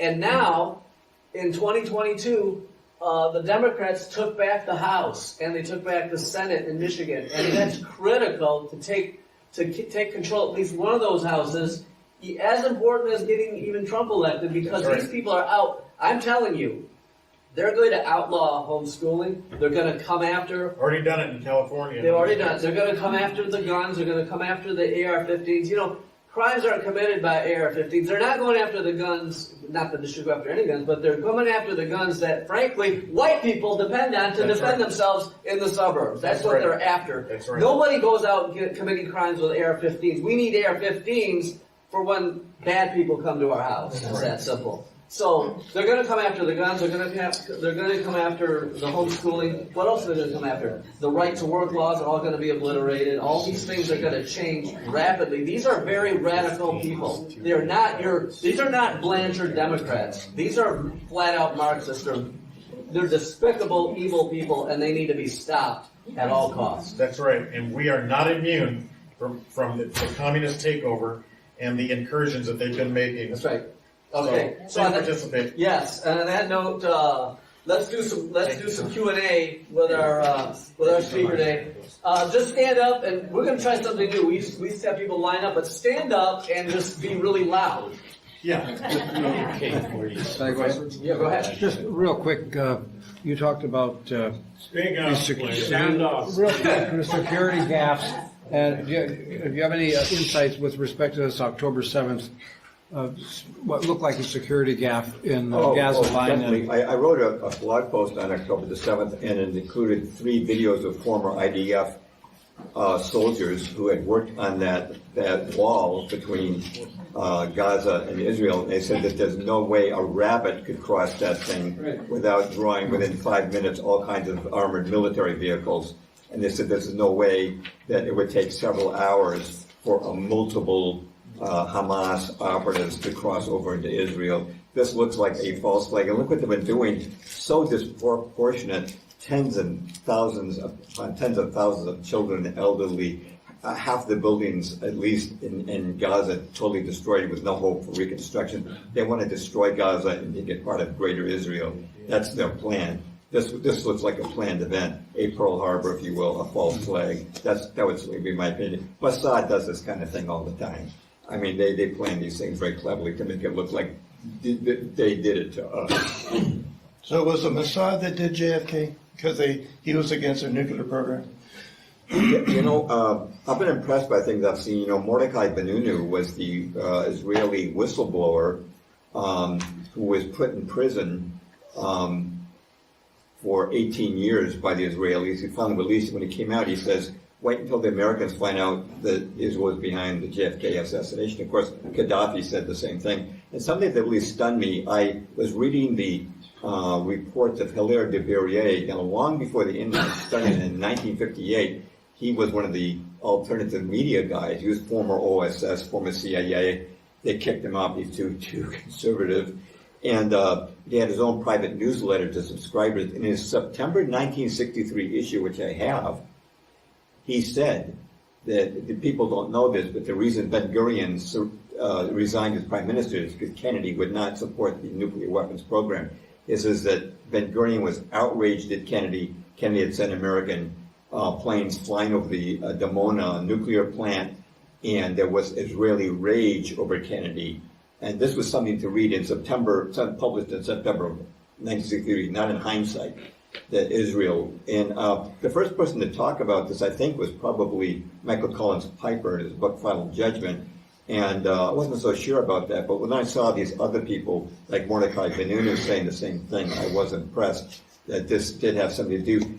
Actually, Wikipedia, I don't know if it still says this would be a couple of years ago, but it says that David Ben-Gurion was obsessed with, that was the word they used, Wikipedia, was obsessed with Israel having nuclear weapons. So I think that this was some kind of a trigger for what happened on November 22nd, 1963. I don't know that, but there seems to be evidence that points in that direction. Be loud. James, I'd be curious to know what your take is on this weather manipulation. What? Weather manipulation. What's your take on weather Definitely. As a matter of fact, we've been seeing clouds since World War II to make it rain. And Zbigniew Brzezinski wrote a book in 1970 called Between Two Ages. He talked about how weather control, in 1970, what's that, 54 years ago, could be used to bring another nation to its knees through intensified storms and such. I'm certain that they have the technology, what they call HARP, to intensify. I don't think they can create a hurricane, but I think they can intensify it.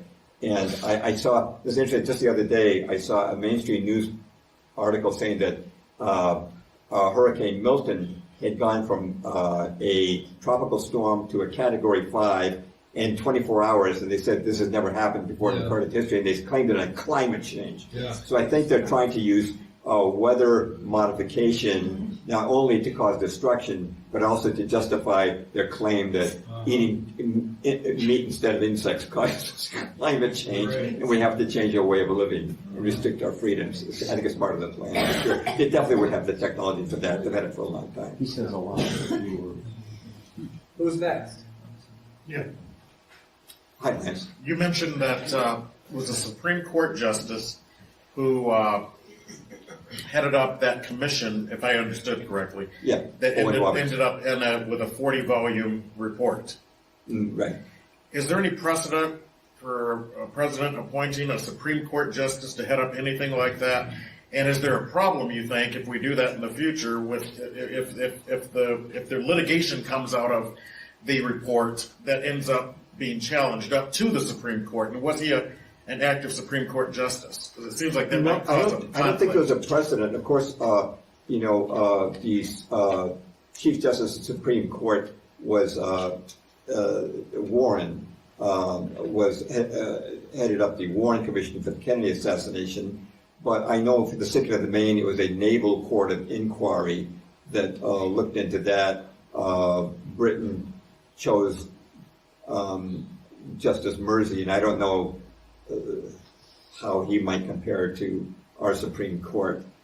I don't think there was specifically a precedent of a Supreme Court justice. I think there's something new that, but Roosevelt was always tampering with things. He tried to enlarge the Supreme Court, which has been talked about today. He had a court packing scheme. He wanted to increase the number of Supreme Court justices during the 1930s because they were knocking down some of his socialist programs. So he wanted to have a bigger Supreme Court to have his own appointees on it. So, but I don't know of a specific case prior to Pearl Harbor where a Supreme Court justice headed up a commission, an investigative commission. Who's next? I'd like you to comment. Oh, go ahead. Yeah, I was just wondering, do you see any protest forthcoming after the presidential election, no matter who wins? Yeah, I would think so. I mean, I think that most people don't believe Kamala Harris really can win, despite what polls may say. She's obviously incompetent, and she's obviously has handlers. She's not like Joe Biden. She's not making any decisions on her own. If she was to win, I think that although they'd be careful to avoid a J6 type incident, that conservatives would react. But if Trump wins, I would expect a very violent reaction from Black Lives Matter and Antifa. And So you think it's more likely that there could be violence if Trump wins? Definitely. I think so. Yeah, I think so, because the Trump supporters are not violent people. That's what I Right. said. Yeah.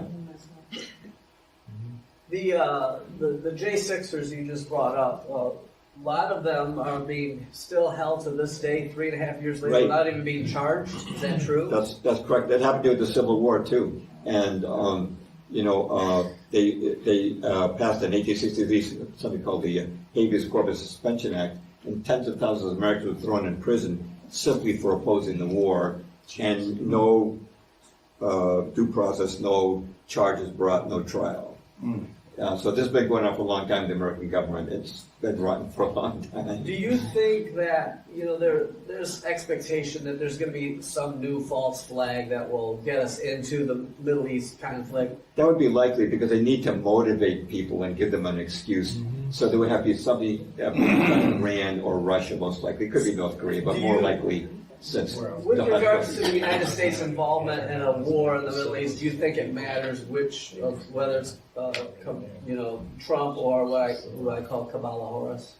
I think, Trump is very adamantly pro-Israel. He's the only American celebrity, this goes back before his president, to make a Israeli television commercial advocating the election of Benjamin Netanyahu. I mean, he is really, really pro-Netanyahu, and I think he would involve us in war, but I think Harris would too. Harris is already, it's not Harris, but one of our top military commanders is already over there talking about having a war with Iran. So I think we'd have a war in either case, but I think that one good thing about Trump is I think he has a better relationship with Putin, and he'd be less likely to draw us into a conflict there. And of course, his domestic policies on immigration, and if there were any Republican bills that got passed, he would not veto them, and Harris would.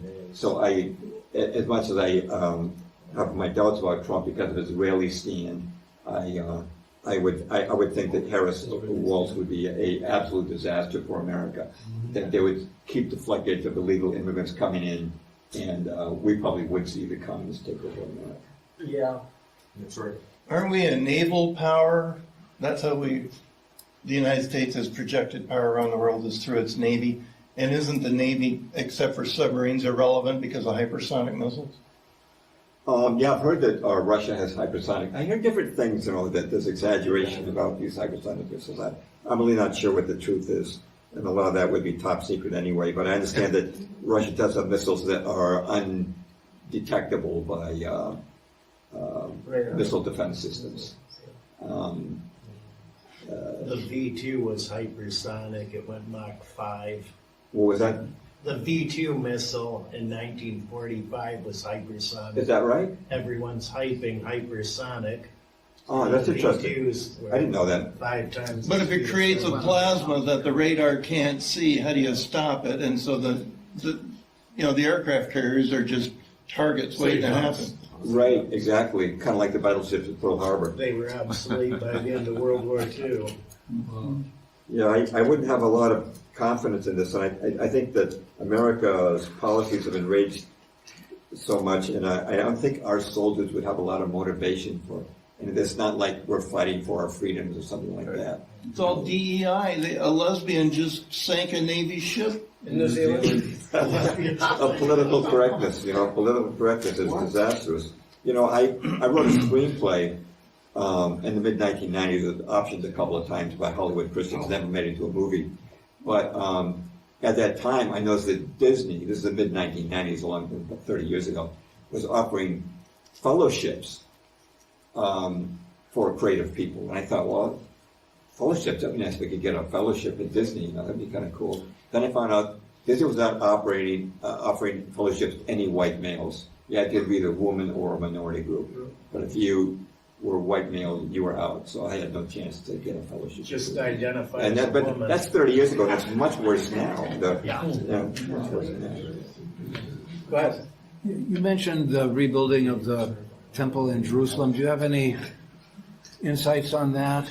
Yeah, Dr. John Coleman, some people trust and some don't. He wrote a book called The Committee of 300. He said that the idea that the Al-Aqsa Mosque was built on the old Second Temple of Solomon was a complete fake. It was an archaeological misinformation designed to support the Zionist cause. The Bible in 2 Thessalonians, Paul said these things will not happen until I'm just paraphrasing, not quoting, but the man of lawlessness is revealed, and he sets himself in God's temple pretending to be God. And I'm sure that's a reference to the Antichrist. I think he's going to have a short reign there, and he will pretend to be Christ coming for his 1,000-year millennial reign, but it will actually be the Antichrist coming for a rather short-term but disastrous reign of oppression on the earth. I don't know if I answered that question or not. I've read a lot about Smedley Butler. Oh, yeah. What was his run-up to World War II? Kind of his line. He was against it. But there's a video, it should still be on YouTube, of him talking about the dangers of our politicians bringing into us another world war. He turned so against war. I'm sure you know he wrote that War that is a book. racket. Yeah, War's a Racket, and he explained how the United States invaded Mexico in 1914 allegedly because they arrested 8 of our sailors who were went into Tampico violating all kinds of regulations, and they kept them for less than a day, and no harm was done. But President Wilson demanded that Mexico fire a 21-gun salute on their soil to the American flag to show their repentance. And the Mexican president said no. Well, the problem was that Mexican president wanted to tax Standard Oil, which was plundering oil out of Mexico. So we invaded Veracruz, and Smedley Butler actually headed the lead Marine division. And he said, no, that was not about saluting our flag. It had nothing to do with that. It was about oil. It's about the Standard Oil Company, and we had a regime change and kicking out their president, replacing with a new president who was friendly to Standard Oil. It happens all the time. The Smedley Butler, he was great. He was an honest soldier, and as you know, the highest decorated Marine and the highest ranking Marine at the time of his death in 1940. That death in 1940 makes me wonder if they wanted him out of the way before World War I began. He was only 58 years old as Yeah. well. Some people seem to disappear at convenient times. That's what I figured. If the election is stolen and the Democrats are able to solidify the one party rule of the United States, I mean, another 4 years of that probably would make it near impossible. Right, illegal immigrants. Yeah, it would be voting. next to impossible. So let me ask this question. Whenever you hear commentators, podcasters, all these people, whether it's Alex Jones or whoever, everyone always says, well, we're not, we don't advocate violence. They're always very careful to say, we don't advocate violence. The question that I have is, if they are able to do this, and if they lock it down where there's literally no way out, let me just say this. Can you conceive of a way for Americans to escape the effects of the communist state that we're going to have to endure? Is there a way to save this country? Can you conceive of a way to peacefully save the country, or would some type of 1776 type action be necessitated? I'm asking, do you think it's possible to peacefully get out of this mess? Yeah, I don't think so. I suppose if Trump got in and he successfully was able to implement deportation problems and, resolve peacefully the crisis in the Ukraine, I suppose things could happen. He's really peacefully. softened from 2016. Nobody expects him to do mass deportations. Yeah. So I suppose it's possible, but I'm very doubtful. The problem with organizing a revolution, of course, is that with mass surveillance, all of our emails, phone Everything's calls, changed. everything's probably in some massive database. They know who everybody's friends are, and they know, Yeah. they can utilize the Justice Department and police and military to try and suppress, nip in the bud any attempt at a revolt against the system. And of course, the mainstream media would support the government's narrative, and platforms of social media would shut down, like Facebook always okay, has. so that having Yeah. said that, is there then I guess we'd have to agree that in order for there to be some type of success to bring down the evil anal empire, it would have to come externally. It would have to be an external power that would have to Right. slap it down.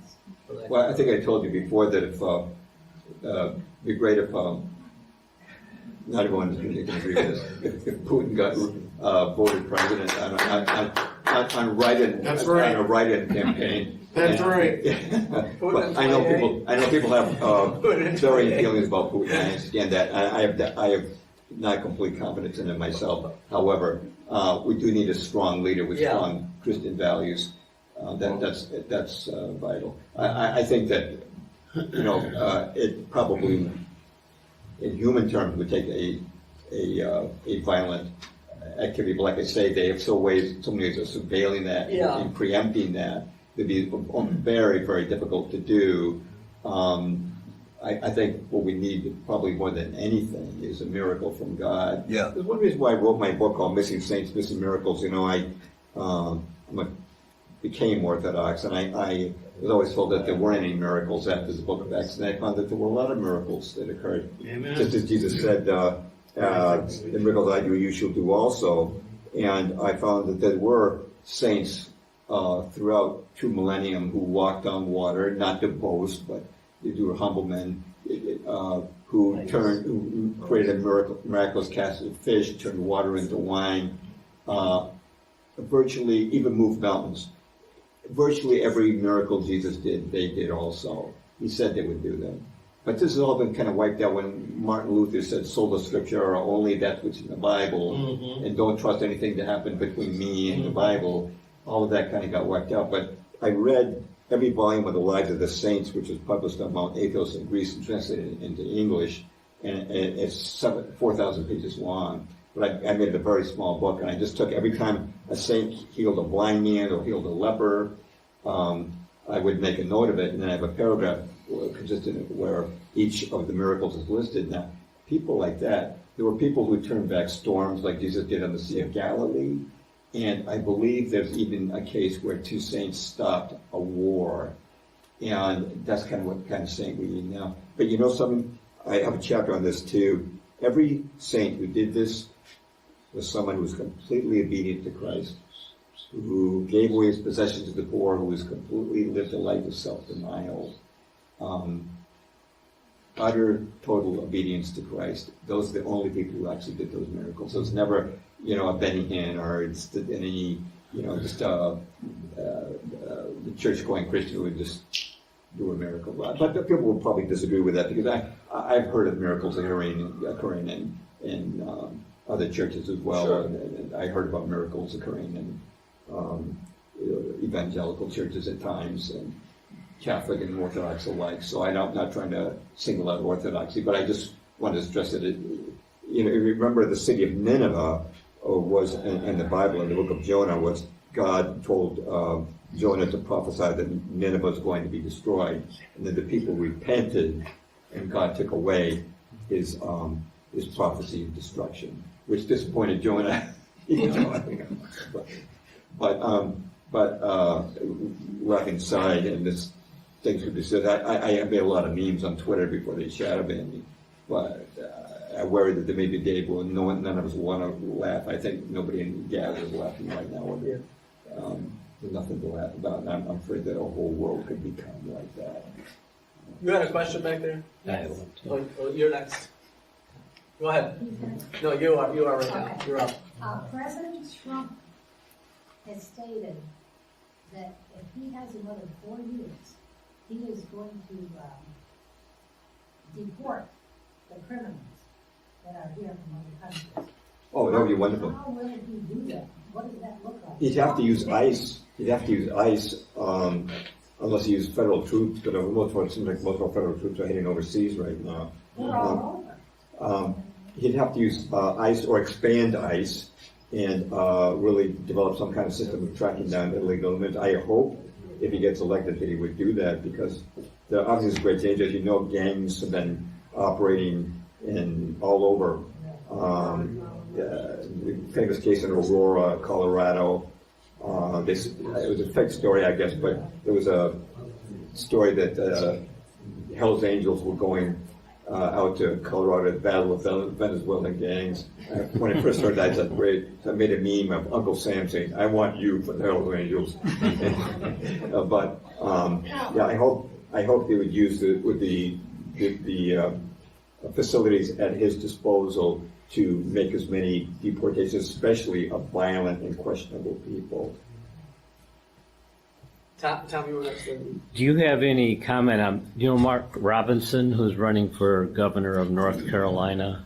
I don't know if you followed that at all. I don't know that person. He's very outspoken, and the Okay. Democrats are bound and determined to not let him get elected. Yeah, there's a real red-blue division in America right now. It's almost like the war between the states. It's the North against the South. it's like a very sharp division. You're on one side or the other. Yeah. Yeah, that's at stake. Have you followed what's going on in El Salvador with the new president there? No. I years ago I was hearing things. I've heard that Honduras has been kind of cleaned up. Yeah, El Salvador, they put 70,000 of the gang members in prison, and Quay is the new president there. He's 38. He's a very Christian person. Yeah, very That's really interesting encouraging. Changed history. that country. There are some encouraging things, like when Roe versus Wade, when they properly said that belongs under the 10th Amendment, and for the states to decide, a lot of abortions were stopped. That's a positive sign that I wasn't expecting. And so good things can happen. El Salvador went from the highest murder rates in the hemisphere to the lowest. Wow. Yeah. You're next. Okay. Yeah, well, I'd like to see the J6 is removed to make room for those violent criminals. If we can't deport them, at least put them in prisons here. To answer John's question about what could be done, and let's hope something can be done, but I think the cowardly and the obsequious way in which Michigan dealt with the Whitmer lockdown symbolizes where the American mind is today. I don't think they've got the intestinal fortitude, the gumption to say, well, at last they've gone too far. Yeah. And we're going to do this or that or the other in spite of the impediments that you suggest. When I was making memes, I made several about Gretchen Whitmer, and one of them was she canceled Christmas in Michigan. Yeah, for example. She said that Santa Claus coming down the chimney could spread COVID. Well, the fact that the Michigan pastors caved in. Yeah, they did. And they're our best in theoretical hope for future principled action. Yeah. They caved in. Yeah. And so that doesn't bode well either. Well, one worry about Trump was pointed out by Chuck Baldwin, and he said that if Hillary Clinton had been elected president and she tried to lock down churches, they would have said, no way, we're not going to restrict ourselves to 10, and we're not going to live stream, we're going to keep our churches open because Trump said so. The nation locked down. That could be, if they released another bioweapon, that would be one possible danger. You might remember when Richard Nixon went to China with Kissinger and opened up relations with Red China. Lyndon Baines Johnson was outraged, and he said, if I or any other Democrat did that, we'd be called commies and pinkos, and we'd never get away with it, because Nixon is a Republican. Even Obama confirmed that later. He says you had to have a Republican to open relations. So certain things that Republicans can get away with that Democrats can't. Except for Trump could not get away with meeting with Putin in his first term. It kind of flies in the face of that theory, because Trump should have met with Putin. They should have had some type of a summit, but it never happened because he was deterred from doing so. Russia. Yeah, Russia. Yeah, so he was not able to do what previously Nixon and Reagan both had done. Of course, that was when China was utterly communist and had just gotten done with killing tens of millions of people during the Cultural Revolution, whereas Russia's now basically a Christian nation. Right. So, but all the more reason why can't you meet a president of a Christian nation when you were able to meet a president of a oppressive communist nation? But on the January 6ers, by the way, I stated this to people in my own family months ago. If you're a J6 prisoner right now, ask yourself this question: if you're locked up in one of those DC dungeons with rats running around and no temperature control and no blankets and no toilet and no medicine for your illness, who would you want to win that election on November 5? Ask yourself that question, because there's no chance that Kamala Harris is going to get you out of that dungeon, and there is a chance that Trump might pardon you. There is at least a chance. Right. Especially his way he's talking to Tucker. He certainly knows what's right. I mean, he's talking to Tucker Carlson, and like that. He knows what the right thing is to do. And he's gotten Robert F. Kennedy's endorsement, even though Kennedy is, he's limited on some issues, but he might put Robert F. Kennedy into his administration in some He will. some position. So if he did, yes, I think it would. I would vote for Trump And the reason I say that, even though I believe it's hostilities under the control of bankers, I voted for him in 2016 because Hillary was literally wrong on every single issue. You couldn't go right with anything on Hillary. Yeah. It's the same with Harris. Harris is wrong on every single issue. Everything is wrong with her. So it's just kind of a no-brainer. At least Trump will do some things right. Yeah. So. Aren't the oligarchs scared to death because their names are on the Epstein list that Trump might release? And that's what's making them so rabid I don't this think time. he'd do that, but I think that might be one reason why the media's always arrayed against Trump. That's always.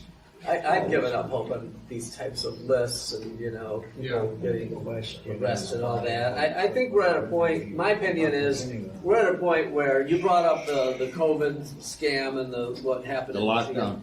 Really, the lockdown, really what it boils down to is absolute resistance. I mean, we have to have a purpose of mind to not accept these things ever again. You have to go out and you have to make it miserable for their enforcers. I don't care if it's a greeter at Walmart, make their life a living hell if they try to push this crap on us. And I mean it from the bottom of my heart. Make them hate their job. That's the only hope. And then, yeah, and also keep in mind, you have to make a decision right now. I'm not going to answer the question for you, but they're coming for the guns, and you have to make a decision. Are you just going to hand them over, or are you going to do something else? Think about it. Go ahead. To go back a little bit more, a couple questions back. Are you familiar, Mr. In the middle 1950s, there was a rosary crusade in Vienna, Austria. About 500,000 people were involved in a giant prayer, let's call it an American protest, but it was a rosary procession.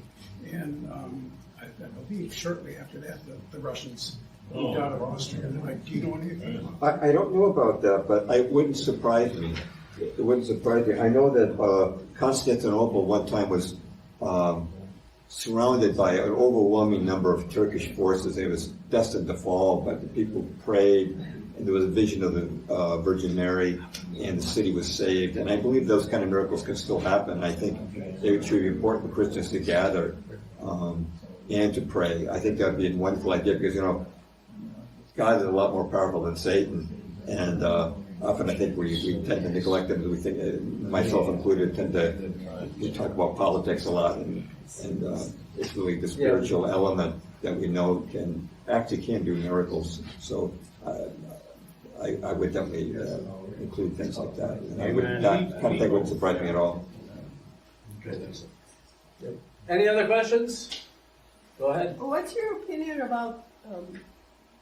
I firmly believe this is going to happen, and a few people have talked about it, that Trump will actually win the election, and they won't let him take office.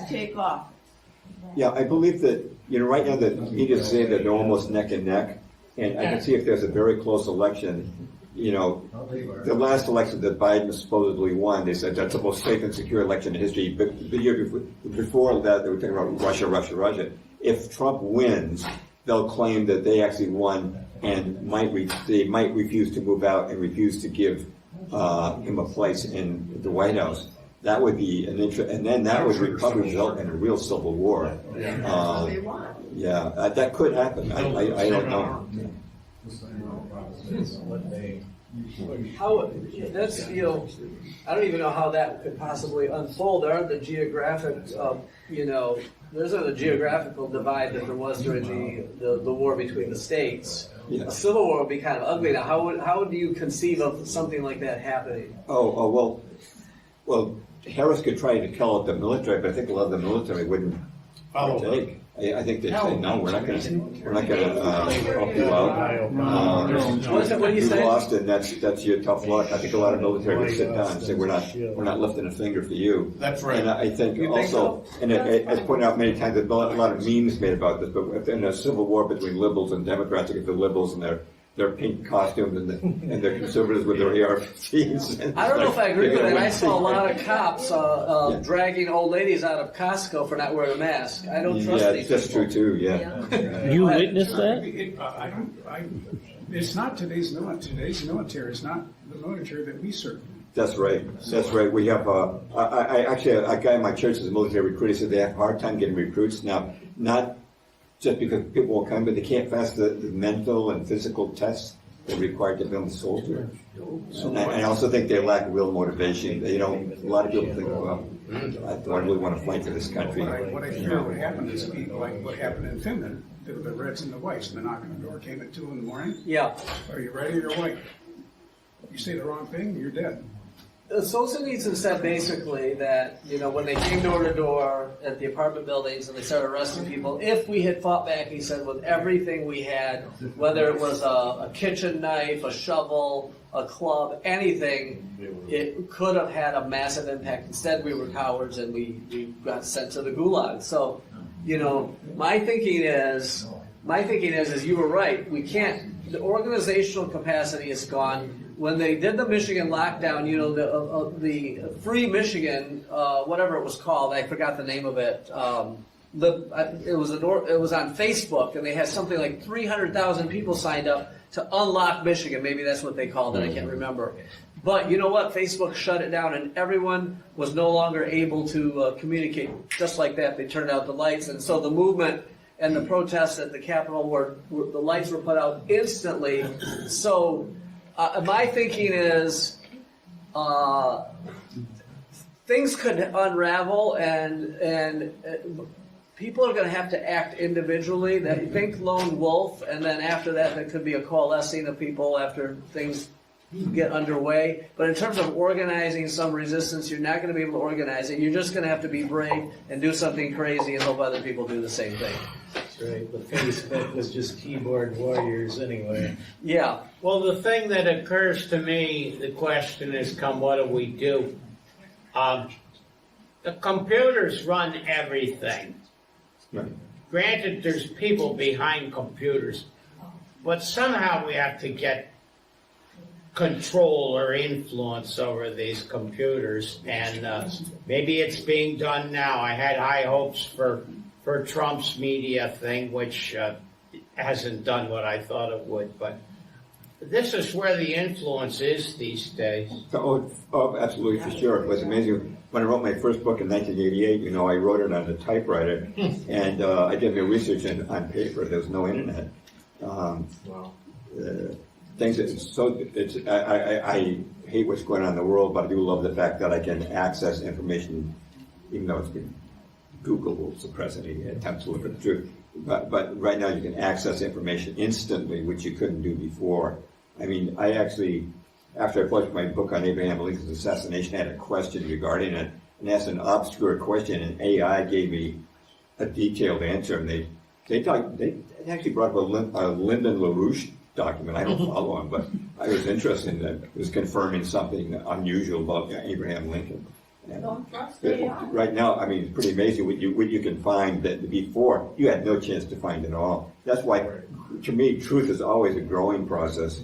Ever since especially since the arrival of the internet. One last question from Ellie here, and then go to the table, get a book, and have him sign it. You can talk to him some more, at the table here.